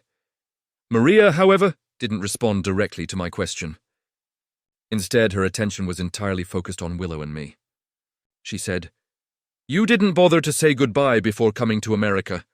Can I come find you?" Maria's clenched hand in her coat sleeve and her brooding gaze fixed on Willow made it clear. Had I really moved on so quickly? Was Willow the reason I had taken David to America? I didn't know what thoughts Maria had brewing in her mind, but I found her words absurd. "We're divorced." "Where I go, it's none of your business," I said coldly. I picked up David intending to leave. Willow silently followed us, stepping in line behind. But Maria grabbed my arm. The mention of divorce seemed to hit a nerve. Her usual composed demeanor faltered as she spoke in a voice full of emotion. "I didn't agree to the divorce. You—" Before she could finish, I interrupted her sharply. "The agreement was signed. The divorce certificate is in hand. Whether you agree or not is irrelevant." Maria stiffened, her expression filled with disbelief. The gentle, patient husband she once knew seemed like a distant memory. Why had I turned so cold and distant? I didn't care about her feelings and tried to break free from her grip. But Maria, gripping my arm tightly, wouldn't let go. I couldn't shake her off, not with David in my arms. "Let go," I snapped. I felt David trembling in my arms, his fear so palpable that I urgently needed to find a safe place to calm him down. But Maria just wouldn't release her hold. Her eyes darkened, her grip as firm as iron. "I have something to say. Before Maria could finish her words, David suddenly lunged at her, biting down on her wrist. He bit down fiercely, and Maria let out a shocked cry, loosening her grip immediately. David stood between us, his little body shaking in fear, his eyes brimming with tears. "Let go of my dad," he said in a trembling voice. David's words echoed in the air, striking both Maria and me silent. I had always thought I had concealed my sadness well, but David was so perceptive. He had remembered everything. My heart felt both bitter and touched. I quickly embraced David, gently patting his back and soothing him. It's okay, it's okay. Don't cry, David. Maria, on the other hand, looked bewildered. In the next moment, Maria immediately realized that it was probably the encounter with Makoto that led to the misunderstanding between us. She furrowed her brows, and despite the pain in her wrist, she tried to explain. I, however, coldly glanced at her and said, Maria, I don't want to see you again. With that, I picked up David and left. Maria tried to follow, but someone blocked her way. A cold voice rang out. Miss, George said he doesn't want to see you. Maria's heart sank as she turned to look at the woman who had just been smiling gently, but now her eyes behind her glasses were filled with coldness. Maria said, That's my husband and son. You have no right to stop me. Willow raised an eyebrow and smiled as she replied, If I understand correctly, you're already divorced, and… Her smile never reached her eyes, which remained icy as she continued. David himself said you're not worthy of being her mother. Willow maliciously repeated it as if driving a sharp blade straight into Maria's most vulnerable spot. Pain and anger spread through. Maria and she immediately gritted her teeth. She retorted, Who are you? What right do you have to interfere in my business? The words squeezed out between her clenched teeth, full of rage. Willow, however, seemed oblivious to the barely contained fury in Maria's voice. She added fuel to the fire. It's not interfering in your business. Her voice was light, her gaze falling on me, still holding David as I walked away. Maria understood the unspoken words immediately. Willow was doing this for me. Maria's heart sank even further, but before she could say anything, Willow gave her a sharp glance and said, Miss, you should head back. With that, she stepped forward and quickly caught up with me. All that was left was Maria watching our retreating figures. Her heart twisted with anger and frustration, as if a tight rope had been wrapped around her neck, suffocating her. That evening, perhaps it was Maria's appearance today that frightened David. He had been clinging to me, seeking reassurance. Normally he would be clinging to Anna, asking her to draw or watch TV. But now he didn't want to. He came home early with me instead. Willow asked, Did David get scared? Her eyes showed concern as she looked at David, who was still tightly holding on to me. She didn't ask any more questions, only seeing us off at the door, saying thoughtfully, If you need any help, just let me know. I'm always available. I gave her a grateful smile, nodded, and went inside. As soon as we entered the house, I was about to set David down. I had planned to say something, but David wouldn't let me leave, clutching the hem of my shirt. He didn't say anything, just looked at me with his big, clear eyes. Those eyes were so pure and sincere, as if all his thoughts and attention were on me alone. Anyone would feel their heart soften looking at him. The words I had planned to say caught in my throat under his eager gaze. Looking at David, who seemed so insecure, I realized that Maria's sudden appearance today had deeply affected him. I knew that David was mature for his age. Even though he had known for a long time that I was upset because of Maria, he had been holding it in, not saying anything. As long as I was happy, he would endure the discomfort. Once I realized this, my heart ached even more. It was my fault that David, at such a young age, had to endure so much. Filled with guilt, I couldn't help but sigh softly and ask, David, do you not like her? I didn't say who she was, but David understood. He buried his soft face in my neck, his long eyelashes trembling before dropping, and quietly said, I don't like her. I pressed on. Is it because she doesn't let you call her Mom? David trembled slightly, his voice shaky as he clung to me even tighter. When she came, I wanted to leave. I don't want to leave, Daddy. Hearing David's words, I froze for a moment. I'd never mentioned anything about sending him away in front of David. Why would he think that? Just as I was about to ask, David trembled even more, his voice tinged with a hint of crying. He said, Luna said after you and Mom get divorced, we'll take turns living in both houses. I don't want to go back. I don't want to leave Daddy. Feeling the small body in my arms shake, I quickly held him tighter and comforted him. It's okay. David won't go anywhere. His choked sobs felt like a sword, piercing my heart. A sour, painful sensation filled my chest and a bitter taste spread through my heart. So this was what David was afraid of. Feeling the wetness on my neck, I pulled back slightly and wiped away the sparkling tears from David's face. My gentle hand, filled with reassurance, softly patted his back, stroking it slowly. I said, "Daddy won't let her take you away." My voice was firm, like an unmovable mountain. The words weren't just comfort, they felt like a promise. He said, "David will always stay with Daddy." His soft voice echoed in the room, stopping David's tears and calming my heart. I gently wiped away the last of David's tears from his face, his eyes now clear. The next afternoon, I finished my class early and entrusted David to Willow before I removed Maria's number from the blacklist. I asked, "Do you have time? I want to talk to you." And so we met in the park. The clear blue sky was dotted with white gauzy clouds, while the pigeons in the square cooed and flapped their wings to fly. Nearby, the ground was covered in yellowed fallen leaves, warmed by the sunlight, creating a beautiful autumn scene, if you ignored the fact that I was sitting on the bench with Maria. We sat on the bench with a natural distance between us. It was as if the gap between us built up over the years could never be crossed nor erased. The autumn wind stirred the fallen leaves between us, only to return to stillness again. "You want to? I want to." We both spoke at the same time, then stopped. We exchanged a glance before looking away. I noticed the bandage peeking from her sleeve and asked, "Did David bite you hard?" David had a strong bite. That day I had only glanced at it briefly, but I saw the deep marks. Now it should. Maria followed my gaze to her wrist, pulled her hand from her sleeve and said, "It's nothing." After hesitating for a moment, she added, "David was upset. He bit me to vent." I understand. Hearing this, I looked at her. Her lowered eyes were calm, but I felt a complex mix of emotions. On one hand, I was surprised by how understanding Maria had become, suddenly explaining herself. On the other hand, I felt cold. Maria still didn't understand why David bit her. It wasn't out of anger, but... I said, "David bit you because he was scared."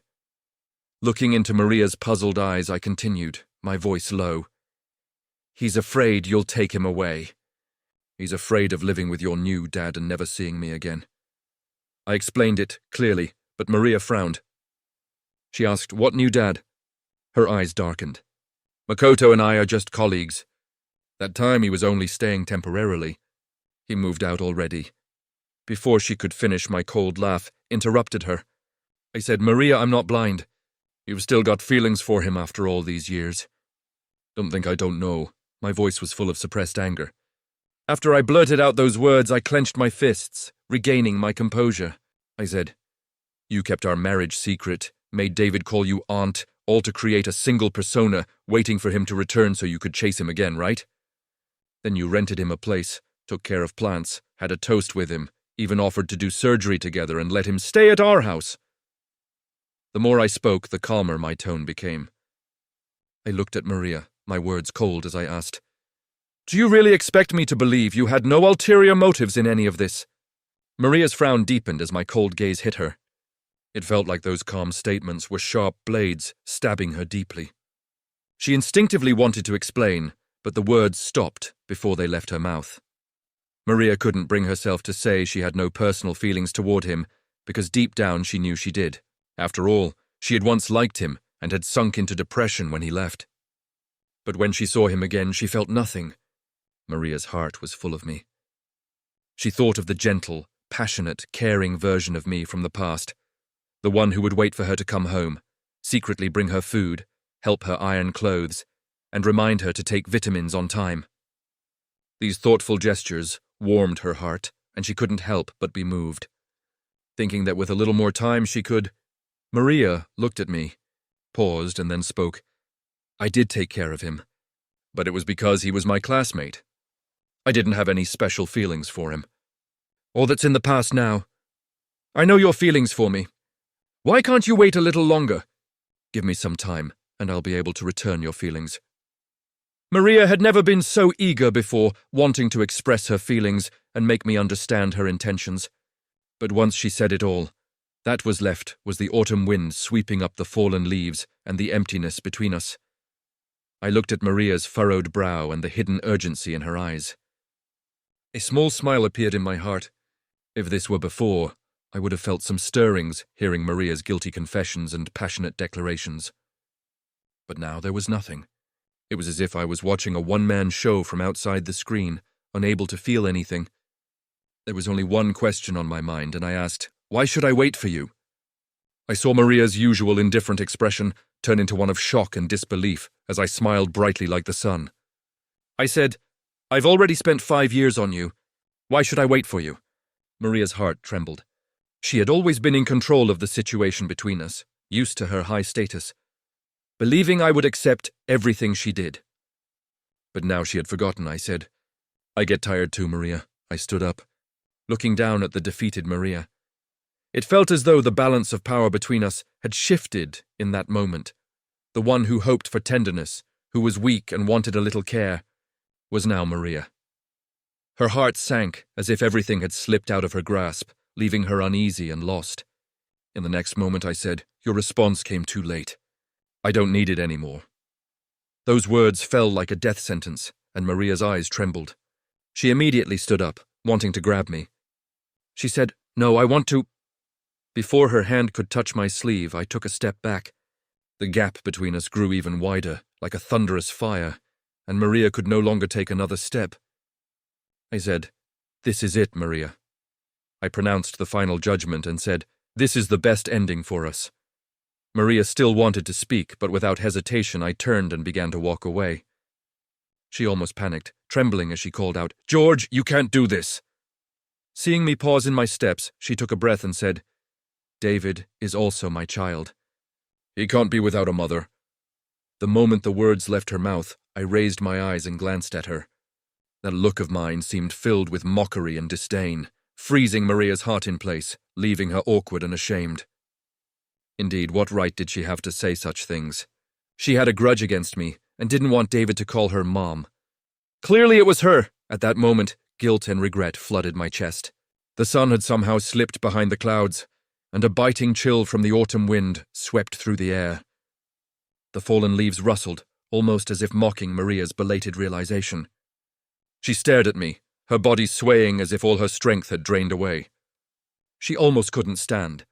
I looked at the deep remorse in her eyes, my emotions too complex to put into words.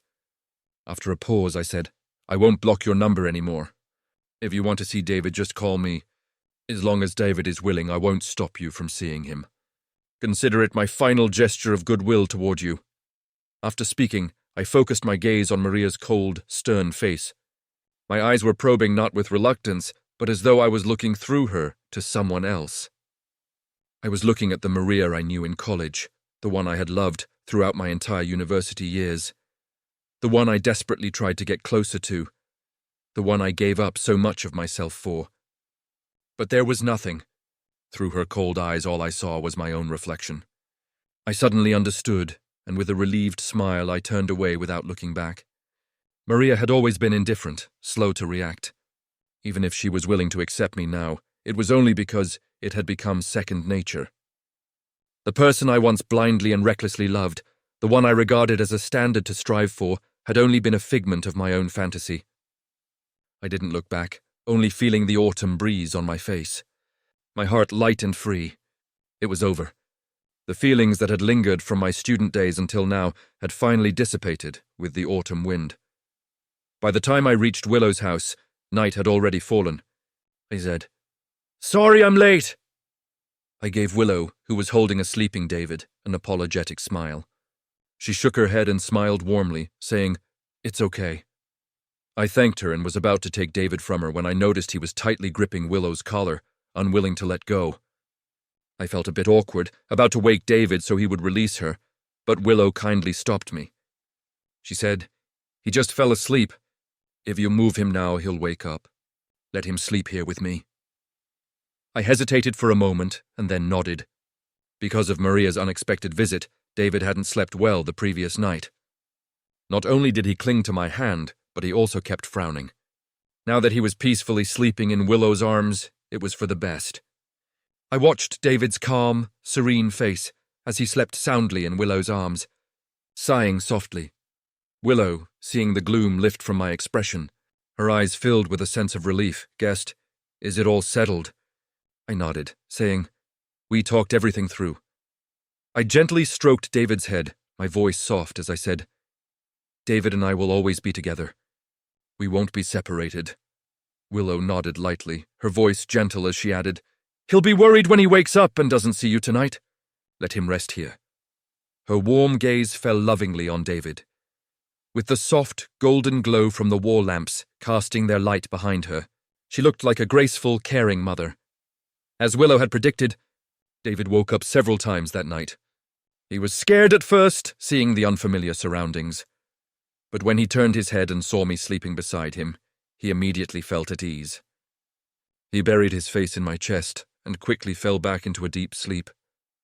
When I woke up in the morning, I found David in my arms. His small body was curled up like a shrimp, his hand resting on mine, sleeping as soundly as a little baby. I couldn't help but laugh quietly. I had intended to let him sleep longer, but my arm, which had gone numb from the awkward position, urged me to get up. After I finished washing up and came out, Willow was already awake. "Good morning," she said, handing me a cup of milk.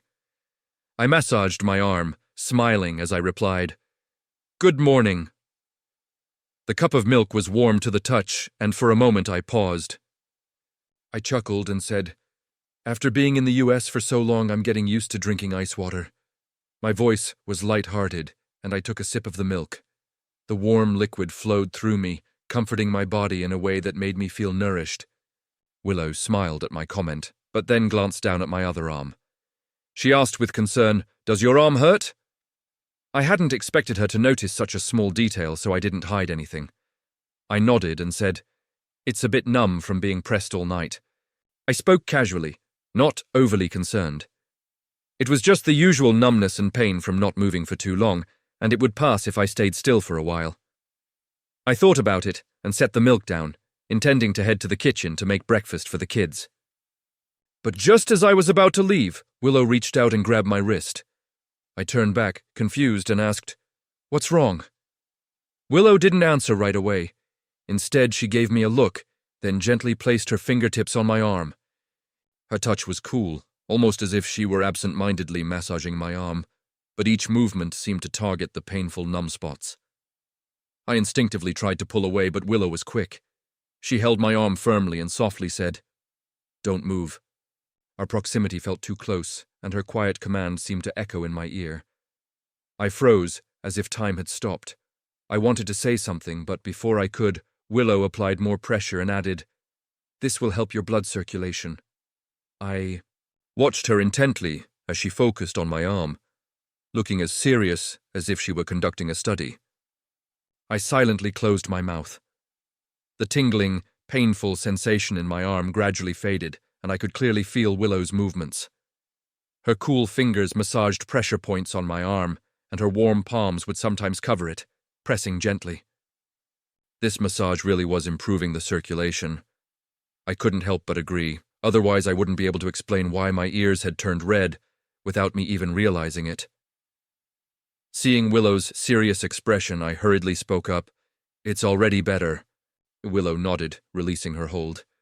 She then reminded me, "Next time, don't let David sleep on your arm. It's uncomfortable when it gets numb." I lowered my head and nodded in agreement. We were about to head to the kitchen to make breakfast for the kids, but as I moved, I saw Anna standing across from us. Her bright blonde hair framed her face, and her indifferent eyes were fixed on us, though I couldn't tell for how long. I didn't know why, but I suddenly felt a little awkward. Although nothing had happened between Willow and me, we had been close together, and I feared Anna might misunderstand. I instinctively opened my mouth to explain, but Willow spoke first, saying, "Anna, go wake up David." Anna's expression remained calm as she nodded and walked toward the guest room.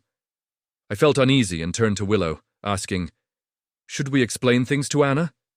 I'm afraid she might misunderstand." Willow asked, "Misunderstand what?" She seemed confused. I hastily replied, "She saw her mother so close to a man. What if she thinks too much about it?" At that, Willow furrowed her brows slightly, her expression puzzled. She asked, "When did I say I'm Anna's mother?" It wasn't until breakfast was finished that I snapped out of my shock and came to a realization. Willow was Anna's aunt. Anna's silence wasn't because she couldn't speak.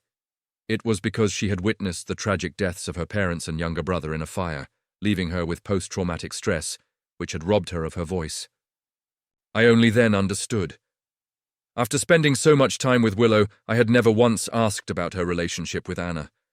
I had just assumed they were mother and daughter. I had seen how Willow single-handedly raised Anna and her brother, always so considerate, never mentioning her partner. It turned out I had been overthinking things. I couldn't help but laugh at myself for being so naive. At that moment, I was on my way home. Willow was taking Anna to her art class, and since it was on the way, we were walking together. When she saw me laughing, she asked, "What's so funny?" I shook my head, brushing away my previous thoughts. I glanced at the two children ahead, playing and chasing each other on their skateboards, and casually said, "Just watching them having fun." Anna was skating ahead. Then she turned around to look at David. David's eyes lit up with excitement as he saw her graceful figure.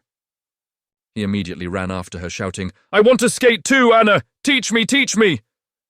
Anna steadied his skateboard and gently pushed it forward, allowing him to glide on his own for a while. David didn't realize it was Anna pushing him. He thought he was doing it himself. He clapped his hands in joy, delighted by how fun it was. I couldn't help but smile as I watched. It was such a warm moment. Willow noticed my gaze and followed it, her expression softening as she watched Anna's lively presence. She recalled when she had first seen Anna at her brother's funeral. Back then, Anna had been thin and distant, almost like a hollow, unfeeling figure. She had numbly observed the funeral proceedings, her face not changing at all. Willow had asked Anna if she wanted to come live in the US with her, but Anna had shaken her head, as though it took a long time for her to process the question.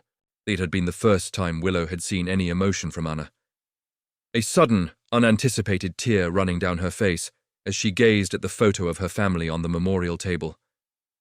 Willow's heart had clenched. She had gently wiped the tear away. She had known then that Anna couldn't bear to leave. So Willow hadn't insisted on bringing Anna with her right away. Instead, she let her stay with relatives on her father's side. Despite her busy schedule, Willow made sure to visit every month. But last month, when her relatives had twins, they simply no longer had the capacity to care for Anna. That's when Willow had bought the ticket to bring Anna back. However, she couldn't fly herself and was unable to accompany her. The relatives, too, were unwilling to go through the trouble of escorting Anna. So she had to book an unaccompanied minor ticket for Anna. It was a strange coincidence that she ended up meeting me and David. Willow smiled as she watched Anna play happily with David.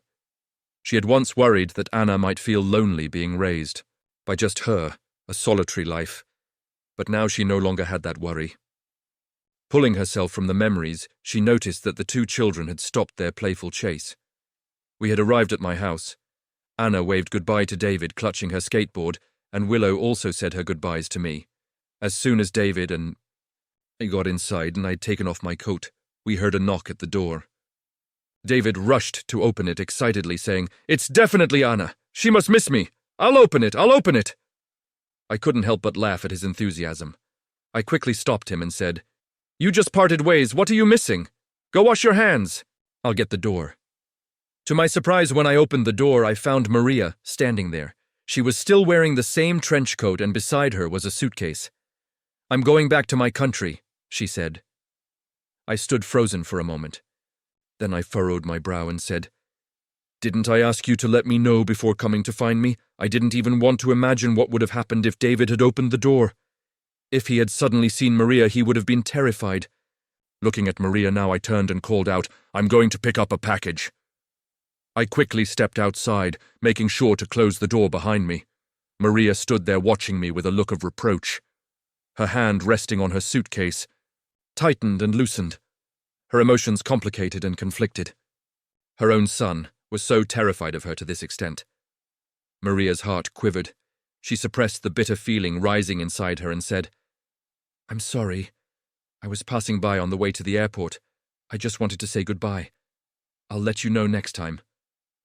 Was that really Maria speaking? I stared at the woman in front of me, The cold, distant aura that usually surrounded her seemed to shatter, and now she radiated a sense of dejection. For a moment I was stunned, but quickly averted my gaze and nodded. "All right. Safe travels!"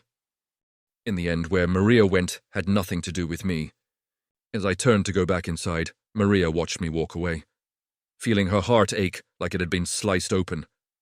I had been so clear in my words, showing that I no longer had any feelings for her. What was she hoping for by coming here to say goodbye? But as she looked at my back, she couldn't help but ask, "Will you ever return to China?" I paused in my steps, turned to look at her, and through her earnest eyes I found myself nodding. This was, after all, a foreign land. I would certainly return to China to live in the future. Maria's eyes lit up as if a spark of hope had ignited within her. She bit her lip, seemingly wanting to say something more, but I cut her off. I said, "Even if I return to China, I might not go back to the capital." Maria froze for a moment. Her eyes dimmed slightly, but the hope didn't fade entirely. She simply said, "No matter where you are, I'll wait for you to come back." I frowned at her words, wanting to say something else. But just then I heard David's voice from inside. "Dad, what did you buy?" I quickly suppressed the urge to speak, glanced at Maria and said, "Safe travels," before swiftly closing the door. Maria stood outside watching the door slam shut. Without any hesitation, rather than feeling defeated, a glimmer of hope stirred in her eyes. As long as I returned to China, there was still hope. Inside the house, I didn't know about her emotions. Instead, I spread my arms and looked at David. I didn't buy anything. It was just a wrong delivery. David scrunched up his face and pouted. "I thought my Lego set had arrived. I wanted to build it with Anna tonight." I couldn't help but laugh at his disappointed expression. Smiling, I reassured him, "The Lego will arrive tomorrow. Tonight, how about we go on the Ferris wheel with Anna instead?" The Ferris wheel had just been built nearby, and there was going to be a fireworks show in the evening. David had been talking about wanting to go for a while, and when he heard this, he immediately perked up and nodded. "Yes." In the evening, Willow and I stood watching the brightly lit, bustling amusement park and stopped in our tracks. I stared blankly at the long line for the Ferris wheel, sighing. There are so many people. After nearly a month of living here, this was the first time I had seen this neighborhood so crowded. I wasn't a fan of crowded places, especially the noise. I suddenly regretted bringing the two kids today and thought we should come again another time. But Willow grabbed my arm and said, "It's fine, the line moves fast. It won't take long." I looked at her gentle eyes, hesitating for a moment, when David tugged at the corner of my shirt. He said, "Dad, I want to play." I lowered my gaze and met two pairs of bright watery eyes staring directly at me, filled with longing. I could only helplessly nod and sighed, agreeing. "All right." David immediately broke into a big smile, rubbing his face against my hand and coquettishly said, "You're the best, Dad." Seeing this, I could only smile and pinch his soft cheek. "You really know how to make me happy." Willow watched us under the warm dim light, her smile gentle, her eyes clear and bright, and she couldn't help but smile softly as well. She tucked a strand of hair behind her ear, her gaze meeting Anna's knowing look. Willow froze for a moment, then saw Anna glance at me, then at her, nodding slightly before casually looking away as if acknowledging Willow's unspoken approval. Willow couldn't help but chuckle, ruffling Anna's golden hair, but said nothing. This little girl was already meddling in her business. The line indeed moved quickly, and within half an hour we were on the Ferris wheel. The cabin slowly rose into the air. David and Anna sat together, while Willow and I sat across from them. It wasn't David's first time on a Ferris wheel, but it was his first time seeing the night view of Boston. He pressed his face against the window, his eyes wide with amazement as he gazed out. The night sky was overcast, but the bright moon cast a silver glow over the land, bathing everything in its light. Not far off, the city lights gleamed in the bustling town with high-rise buildings lining up in an orderly fashion, dazzling to the eyes. David couldn't help but exclaim in wonder. Anna also looked out, her eyes drifting to the moon, lost in thought. I smiled at the sight of the two children enjoying themselves, then glanced at Willow. In that moment, I noticed something odd. Willow's lips were pale, and her hands were gripping the safety belt tightly around her waist. Despite the gentle smile she wore, her body was tense, and she deliberately avoided looking out the side windows, staring straight ahead.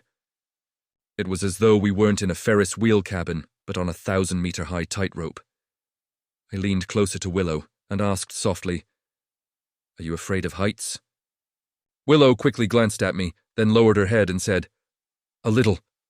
That was when I realized no wonder Willow was so worried about Anna, yet still let her fly alone. I couldn't help but feel guilty. It's my fault. If I'd known you were scared, I shouldn't have let you come.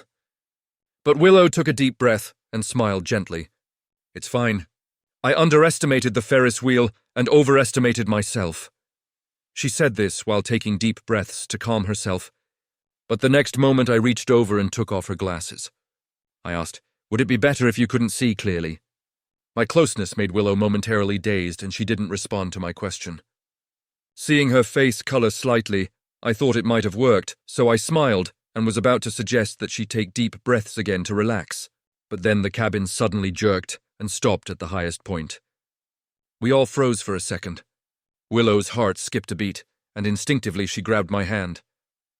David also shouted, "Dad, it's getting dark below!" "Did the power go out?" At his words, Willow tightened her grip even more, and I immediately held her hand trying to comfort her. "No, it's just stopping for the—" Before I could finish my sentence, a flash of light erupted outside the window, accompanied by a sharp whistling sound, and then a burst of fireworks exploded in the night sky.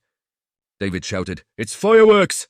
Fireworks shot up one after another, bursting in the air like flowers blooming under the moonlight.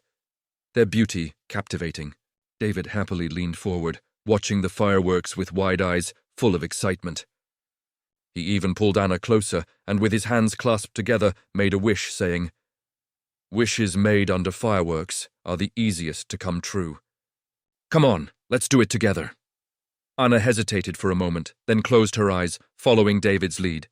I didn't know what wish she made, but when she opened her eyes, I saw a hint of sorrow in her gaze, as if she had sighed inwardly. I didn't have the time to focus on their little wishes, too busy looking after the patient beside me. I held Willow's hand tightly, as though offering her comfort and strength. I guided her to take deep breaths, trying to distract her by pointing out the fireworks outside. I said, "Look, the fireworks are beautiful, aren't they?" Only then did I realize her glasses were still in my hand.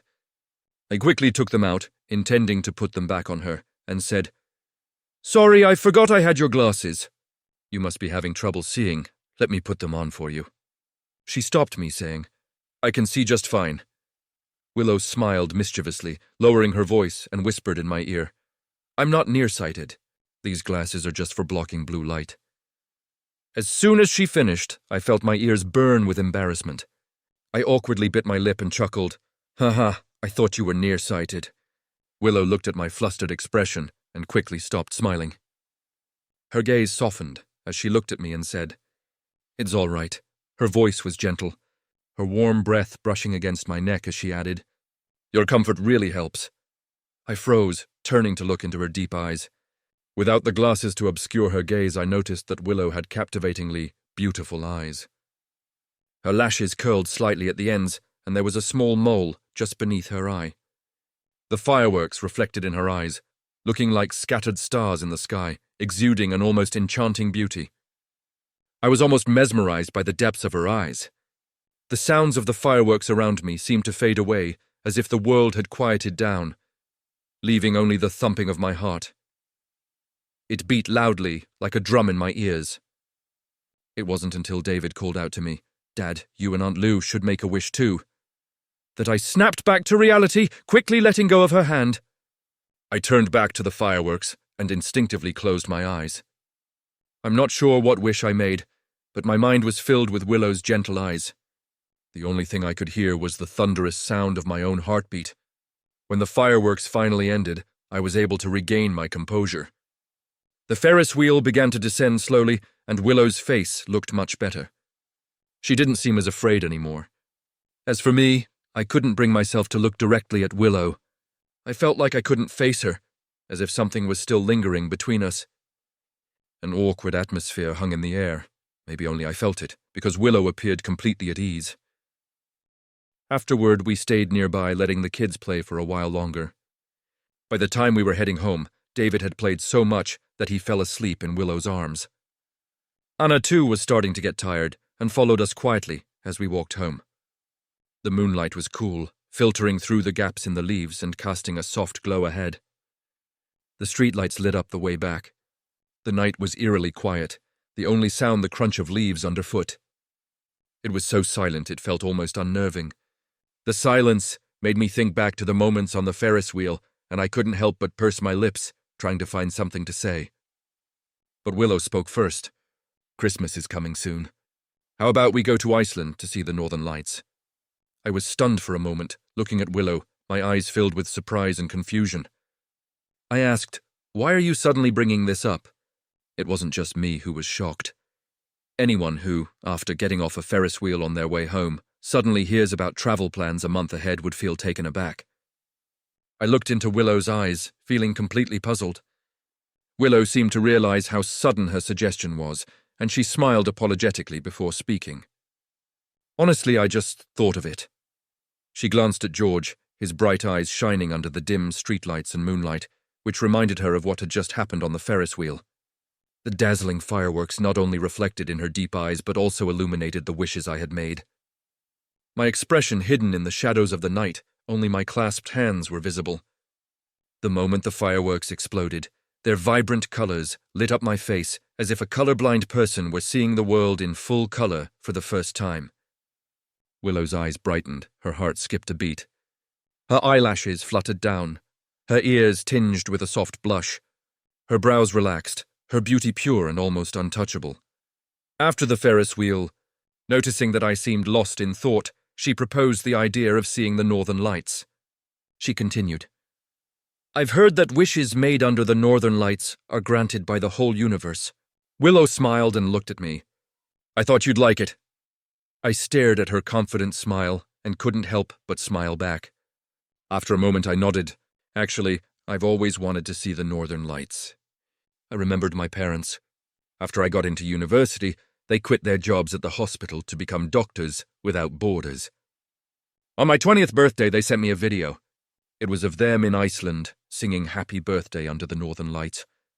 The quiet, dark night and the snow-covered landscape, with the brilliant aurora lighting up the sky, felt like the stars had fallen to earth.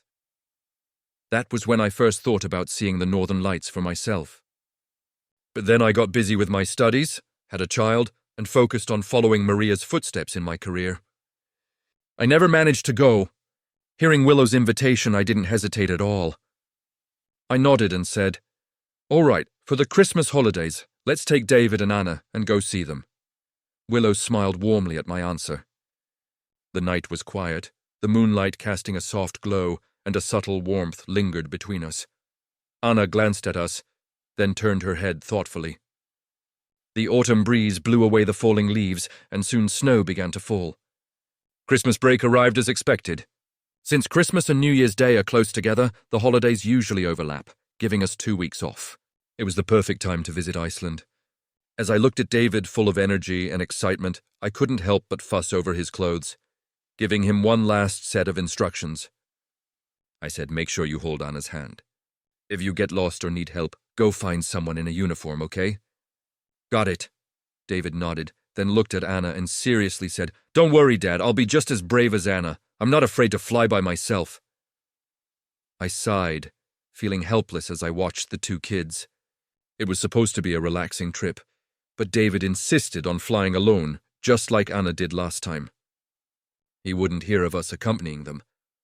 He proudly declared, "I'm grown up now, just like Anna." After some negotiation, I only managed to get him to agree to let Anna go with him. Though I didn't feel comfortable with it, looking at their determined faces, I had no choice but to give in. We booked an early flight for ourselves, and they would take a later one. As the boarding announcement came, Willow and I were called to board our flight. I was about to say something else when Anna wrote a few words in my palm. She wrote, "I'll take care of David, don't worry." I looked at Anna's calm eyes, which were filled with determination. It felt like her words weren't just meant to reassure me, but to make up for something. I thought of something and decided not to nag further. I gently ruffled her hair and said softly, I trust you. Willow also reminded Anna, make sure to hold your brother's hand and don't get lost. After the flight, we'll meet at the exit. Then she slipped an asthma inhaler into Anna's jacket pocket. Adding, it's been a while since the last attack, but just in case. Anna nodded silently, looking at us. I thought she was urging us to board quickly, so I was about to leave with Willow. But then I saw Anna tilt her head and glance at me, before gesturing a few times to Willow. Willow paused, seeming a bit helpless, then laughed softly and patted Anna's head, saying something in German. The sign language was a bit complicated, and I couldn't quite understand it. But the German words were clear, and I caught the affectionate tone which seemed like a playful nickname for a mischievous child. As I was puzzled, the boarding announcement sounded again, urging us to board. David also waved and said, Dad, you go ahead. I'll make sure to take care of Sister and myself. Though David was shorter than Anna, his words made me laugh, and I gently tapped his nose. I said, you just take care of yourself. You're not even half her size yet, after... saying that I felt a little relieved and said goodbye to both of them, before heading to the gate. Once we were on the plane, I suddenly remembered Anna's earlier gestures and couldn't help but ask Willow, what did Anna say to you just now? Willow saw the confusion in my eyes and seemed to hesitate as if something she wanted to say got caught in her throat. She replied, she knows I'm afraid of heights, so she asked you to take care of me. Immediately, my attention shifted to Willow's face. I asked anxiously, are you okay now? Before departure, I had asked Willow and she had smiled and said, as long as I'm not next to the window, I'll be fine. Her answer had been vague, and I was already a bit skeptical. Now even more on edge as I noticed the worry in her eyes. Willow noticed my anxious expression and felt a warmth in her heart. She almost wanted to reassure me, but after pushing her glasses up, she looked up at me with a hint of vulnerability. She said, I'm fine now, just a little scared during takeoff and landing. I immediately furrowed my brows. Takeoff and landing are when the sensation of weightlessness is strongest. And that's exactly when people with a fear of heights struggle the most. I hesitated for a moment before leaning toward her. Willow, still composed, watched me get closer and asked teasingly, are you going to take off my glasses again this time? I froze, feeling embarrassed. No, I thought about the awkward situation on the Ferris wheel and felt the heat rush to my face. I quickly glanced at her and added, do you still want to feel better or not? My tone wasn't really angry, more like embarrassed. Willow wasn't bothered at all. She nodded gently and said, please, Dr. Wang, guide me. Her voice was soft with an almost imperceptible smile that made my ears turn red. But the plane had already started taxiing, so I quickly pulled out the earplugs and said, use these. It will ease the pressure on your eardrums. As the plane picked up speed, I spoke faster. You can also tighten your stomach and leg muscles during takeoff to help with the weightlessness. If it gets too uncomfortable, just talk to me and distract yourself. Before I finished, Willow's warm hand gently grasped mine. She said, this is still the most effective. As the plane took off, my heart felt like it was free-falling, weightless. The plane landed at Keflavik Airport, and Willow and I had already picked up our checked luggage. We found our down jackets and sat on a bench at the exit, waiting for David and Anna. Willow looked at me puzzled as I still had my gloves on. Aren't you hot? The temperature inside the airport was quite warm, making people drowsy, and some foreigners were even wearing short sleeves. I pressed my lips together and awkwardly smiled before removing the gloves. I don't know how I ended up wearing them. I was lying. Willow, seeing how I avoided her gaze, immediately realized I was lying, but she didn't call me out on it, pretending not to notice and nodding. I could feel the warmth of Willow's touch still lingering on my hands, even though we had been off the plane for a while. It was warm, firm, and carried a faint floral scent that left me feeling flustered. I stole a quick glance at Willow, seeing her expression of indifference, but it made me feel like I was overthinking things. Just then, Willow glanced over at me and I quickly looked away. A strange, uncomfortable silence settled between us until the kids arrived. David said, Dad, Sister didn't have an asthma attack. I took good care of her, didn't I? David's face lit up the moment he saw us, even before he reached us, his voice full of pride and asking for praise. I squatted down, took his little backpack and praised him. David, you're amazing. Then I patted Anna's head. Anna, you're great too. You took care of your brother so well. Awesome. Anna's eyes flickered, and she shyly nodded, looking away. David was still in high spirits and kept talking. All the big sisters said I'm great. I nodded, feeling a weight lift off my shoulders as I watched him so happy. It had been a long time since David had been this joyful. Thinking about it, Willow spoke up. The host of the guest house is here to pick us up. Let's go. We all nodded, changed our clothes, and headed out. We were staying at a guest house 30 kilometers from Reykjavik, the capital of Iceland. The host was a local, a typical Nordic man who greeted us politely and helped us with our luggage. His English was a bit broken but understandable. When he learned we were there to see the Northern Lights for Christmas, he enthusiastically recommended his sister. He said, Olivia is an experienced Northern Lights hunter. She's taken many people to see them. Willow and I exchanged a glance, knowing we had found the right person. Viewing the Northern Lights requires a lot of luck, but with an experienced guide, it would definitely make the experience much easier. I could hardly wait to meet the Olivia the host had mentioned. Just then, the host glanced at us through the rearview mirror and said, There's a legend in Iceland. Lovers who see the Northern Lights together are blessed by the gods and will have a lifetime of happiness. At his words, I froze. I awkwardly looked away, but my gaze landed right on Willow's smiling eyes. She raised an eyebrow, and in the shadow of the car, only her eyes seemed to glow with an intense light, staring straight into my heart. My heart skipped a beat, and I couldn't help but think back to the Ferris wheel in the airplane cabin, feeling both flustered and awkward. I almost instinctively turned my gaze away, biting my lip, ready to explain.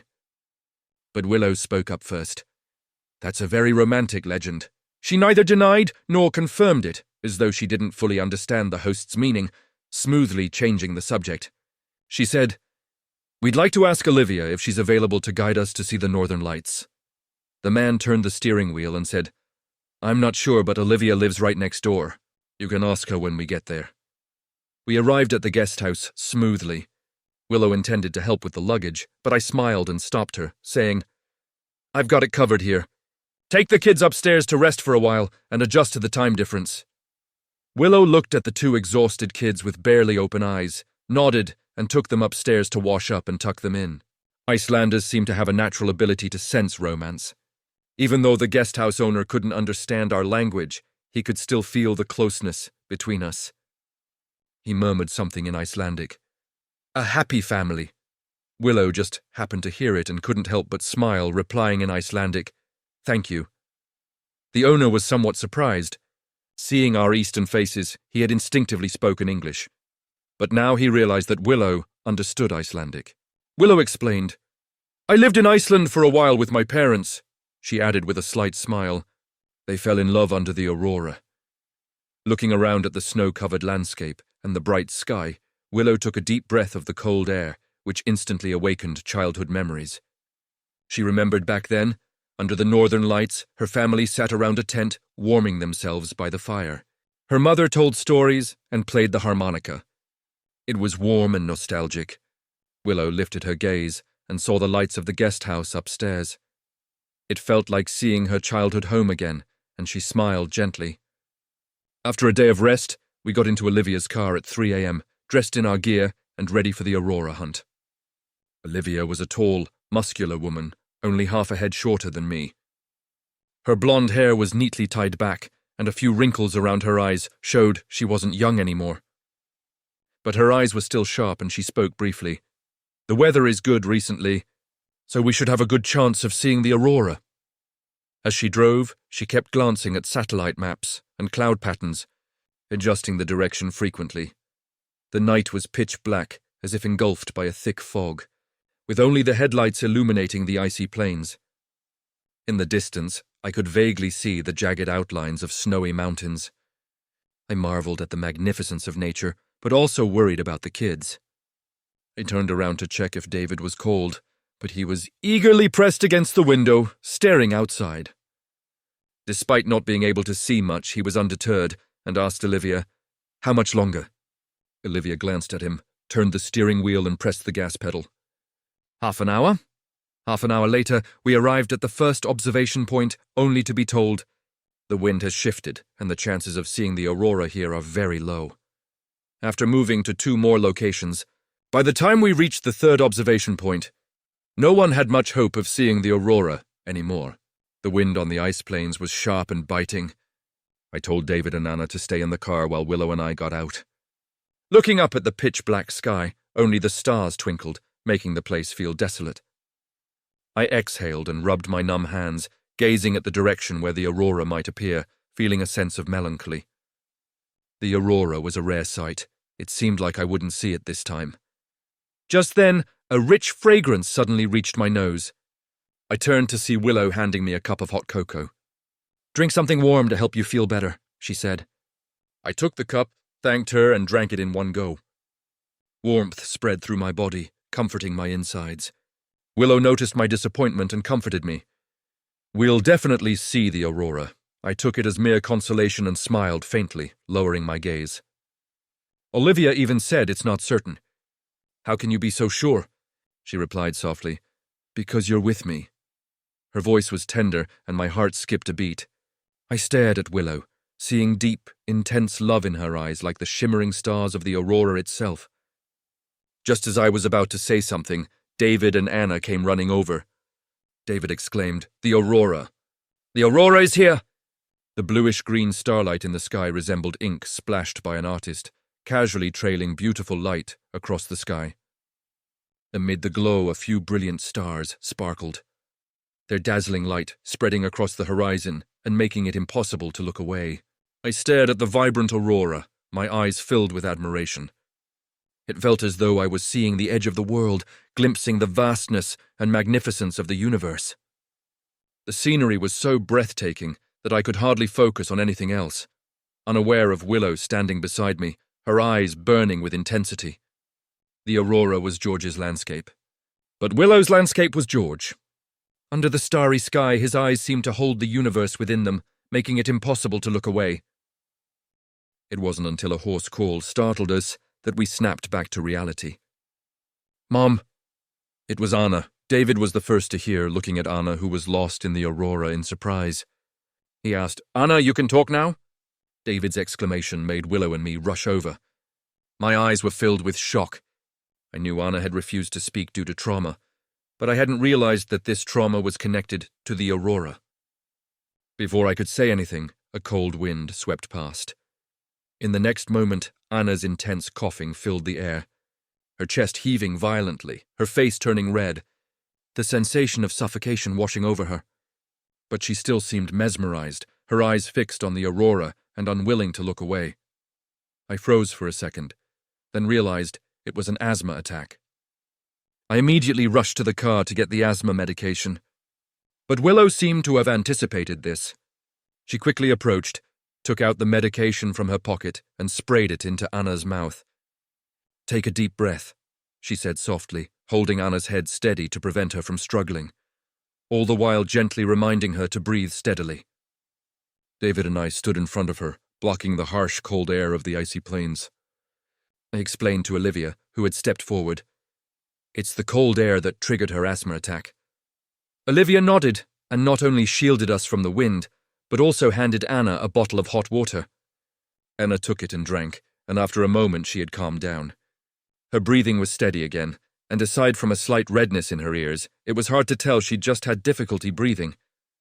David, excited and a little curious, said to her, "Anna, your voice sounds so nice." His clear, innocent gaze warmed Anna's heart. She smiled faintly. "Thank you, David." It was a good thing that Anna could speak again. I watched David bouncing around Anna and smiled warmly. I remembered how Willow had said before we left that she hoped this trip would help Anna overcome her trauma with the aurora. Years ago, Anna's parents and younger brother had died in a fire at a house they were staying at while on the way to see the aurora. Anna had escaped because she was outside at the time. The aurora had always been a hurdle in her heart, but now that she had seen it and survived the experience, she was able to speak again. It seemed our goal had been accomplished. Lost in thought, I unconsciously turned around to look for Willow and unexpectedly found myself falling into her deep, captivating gaze. Willow wasn't wearing glasses, and her eyes, filled with mesmerizing beauty, made it hard for me to look away. I froze for a moment, about to say something, but Willow raised a finger to her lips, signaling for silence. Then she glanced at her phone. I was puzzled, but in the next second she looked at me, her smile radiant and her eyes sincere. She said, "On Beijing time, December 25th, 12:09 am. Happy birthday. George." The starlit sky seemed to frame her words, and as I looked into her eyes, I saw the aurora, the snow-covered mountains, and myself. It took me a long moment to regain my composure. Just as I was about to speak, my phone rang. Without thinking, I picked it up. It was Maria. I hesitated for a moment, then gave Willow an apologetic smile before turning to answer the call. Since our last parting, Maria had called a few times. David had already figured out that Maria wouldn't take him away, so he wasn't afraid of the calls, though he was always brief, quickly ending the conversation. I rarely spoke with her either, and whenever she called it was mostly a few words before passing the phone to David. Now I had a feeling she was calling for something important. But the first thing she said when I answered was a low, tired voice. "Happy birthday, George." Her voice was clear, but it carried an unmistakable weariness, and I could hear the hustle and bustle of a hospital in the background. I immediately realized that she had been working non-stop and had called precisely at the moment, probably to hang up and go back to a surgery or meeting right after. A shiver ran through me. From across the world, an early morning call, just to wish me a happy birthday. If this had happened before, I would have been moved beyond words. After all, Maria had never spent a birthday with me in all those years. But now all I felt was calm, and oddly enough, I found myself thinking, so Maria remembers my birthday. I looked up and couldn't help but smile at my own self-deprecation.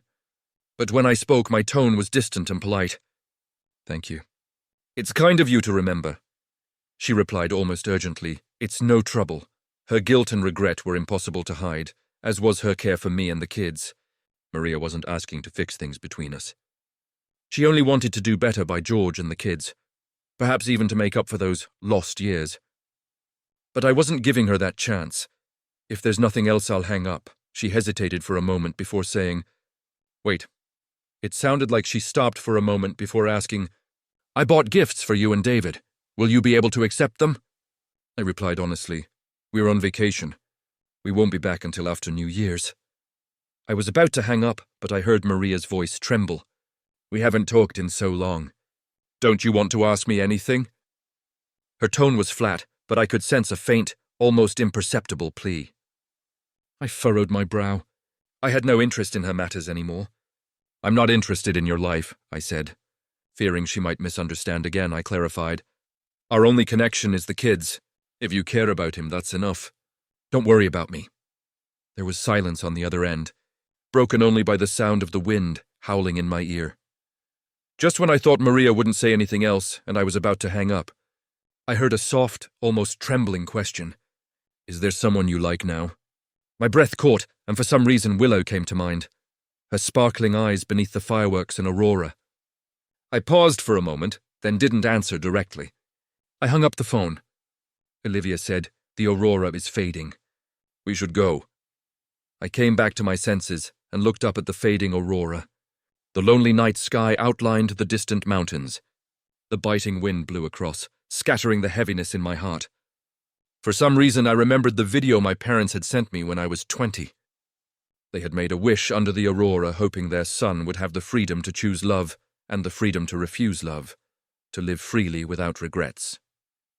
In this frozen world, my thoughts had never been so clear and vivid.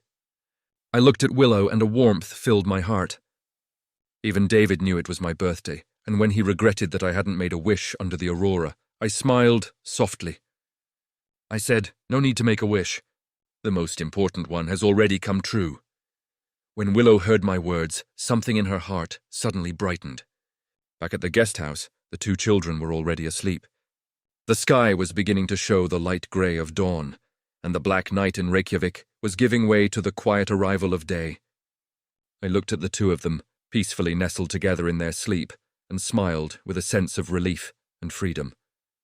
I pulled the curtains for them, turned and stepped outside.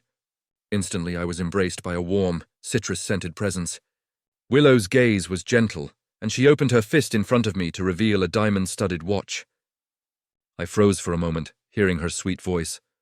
Your birthday gift. I didn't get a chance to give it to you earlier. Still not wearing her glasses, Willow's eyes, slightly tilted, held a captivating beauty that made me lose myself for a second. Was it the diamond, or was it Willow herself? The diamond shimmered like the brightest star, reminding me of the fireworks and the aurora from earlier today. I hesitated for a moment, thinking it was too expensive and almost rejecting it, but Willow spoke first. You don't have to feel burdened. This is just a gift. I just want you to be happy. Looking into her warm eyes, I felt a stir in my heart and smiled. All right, I'll accept it. Just as I reached out to take it, I paused, then bit my lip. Could you put it on me? Willow was taken aback. She hadn't expected me to ask that. After all, she was always the more proactive one, while I had always been polite and careful with my words and actions. Even today, under the aurora, she had hesitated, unsure if she might have frightened me with her words. Now she wasn't sure whether this was a signal, a step closer to what she had hoped for. As she saw me extend my bare wrist, Willow's gaze shifted slightly. She swallowed her excitement, steadying herself as if preparing for a delicate surgery. Slowly she took my arm, guiding the watch onto my wrist. The proximity was too intimate. Willow had always believed she was the one leading, doing everything to entice George into these subtle, flirtatious exchanges, hoping he'd grow to like her.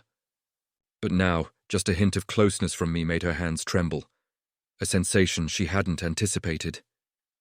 The soft scent of wood and flowers lingered in the air like an irresistible fragrance that made it impossible not to be captivated. It all happened in an instant. Her thoughts raced, but her hands were swift and steady as she finished putting the watch on, stepping back with a small sigh. She noticed the flush on my ears, and a teasing smile formed on her lips. Your ears are red. I froze for a second and a blush spread across my face. I bit my lip and glanced at her. It's because I like you that my ears turned red. Willow's eyes widened in surprise, and for a moment she couldn't quite process what I said. Then after a few seconds of stunned silence, she whispered. Like I had always seen her as calm and composed, but now seeing her flustered, I couldn't help but find it endearing. I couldn't resist leaning closer, cupping her face in my hands and planting a kiss near her lips. I like you. As I pulled away, I felt her arms wrap tightly around me, pulling me back into another deep kiss. Our lips met once more, and after a long, passionate exchange, we broke apart, breathless. Willow's cheeks were flushed, her lips wet, and she looked at me as if inviting me for more. My gaze darkened as I gently nudged her forehead with mine, brushing her nose with mine. She whispered, I love you. Outside, the snow piled up 3 feet thick, and the cold wind blew across the ice field. But inside, the warmth was like spring, and we exchanged another kiss under the gentle light. Adult relationships always seem to move slowly during the stage of ambiguity. But once they are clear, it's like a wildfire, everything falling into place effortlessly. The trip to Iceland ended, and the 4 of us headed back. The children had adjusted well. Back home, David looked at me with a mischievous glint in his eyes and ran up asking, Dad, should I call Willow Mom now?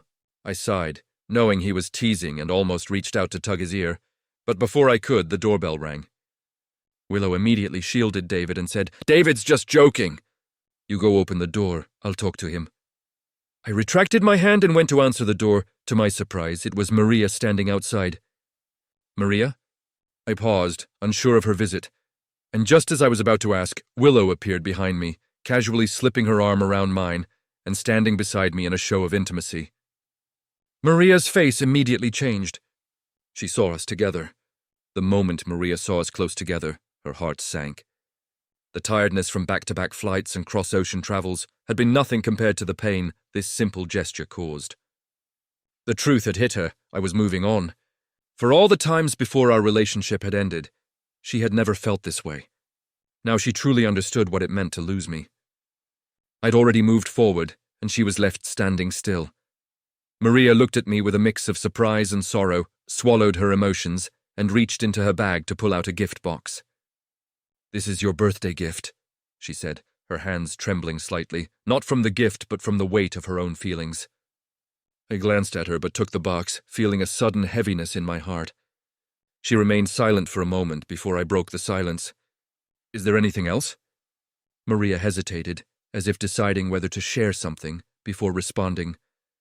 Makoto and his college classmate are getting married in March. If you're free, would you like to come? I was taken aback but nodded. I'll be there. After a moment of awkward silence, I asked, should I bring David? Do you want to see him? She shook her head. No need, she said, her lips tight, then stood up to leave. I have work to do. I can't stay any longer. With that, Maria turned and left. Willow and I stood silently, watching her retreating figure. I couldn't help but feel perplexed. She flew all this way just to drop off a gift. Willow, sensing the change in the air, nudged me gently. Don't worry about her. We haven't packed yet.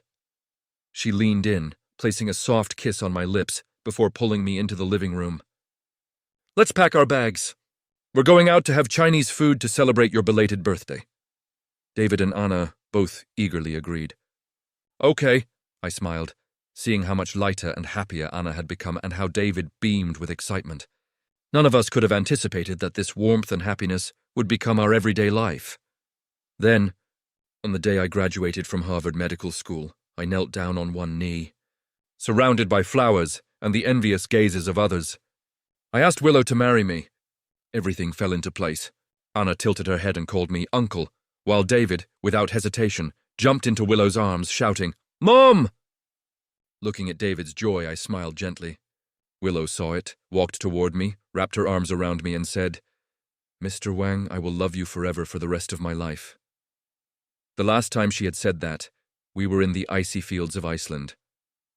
This time it was under the bright sun in Boston. I didn't hesitate. I embraced her and whispered back, I love you too. Anna gently covered David's eyes with her hands.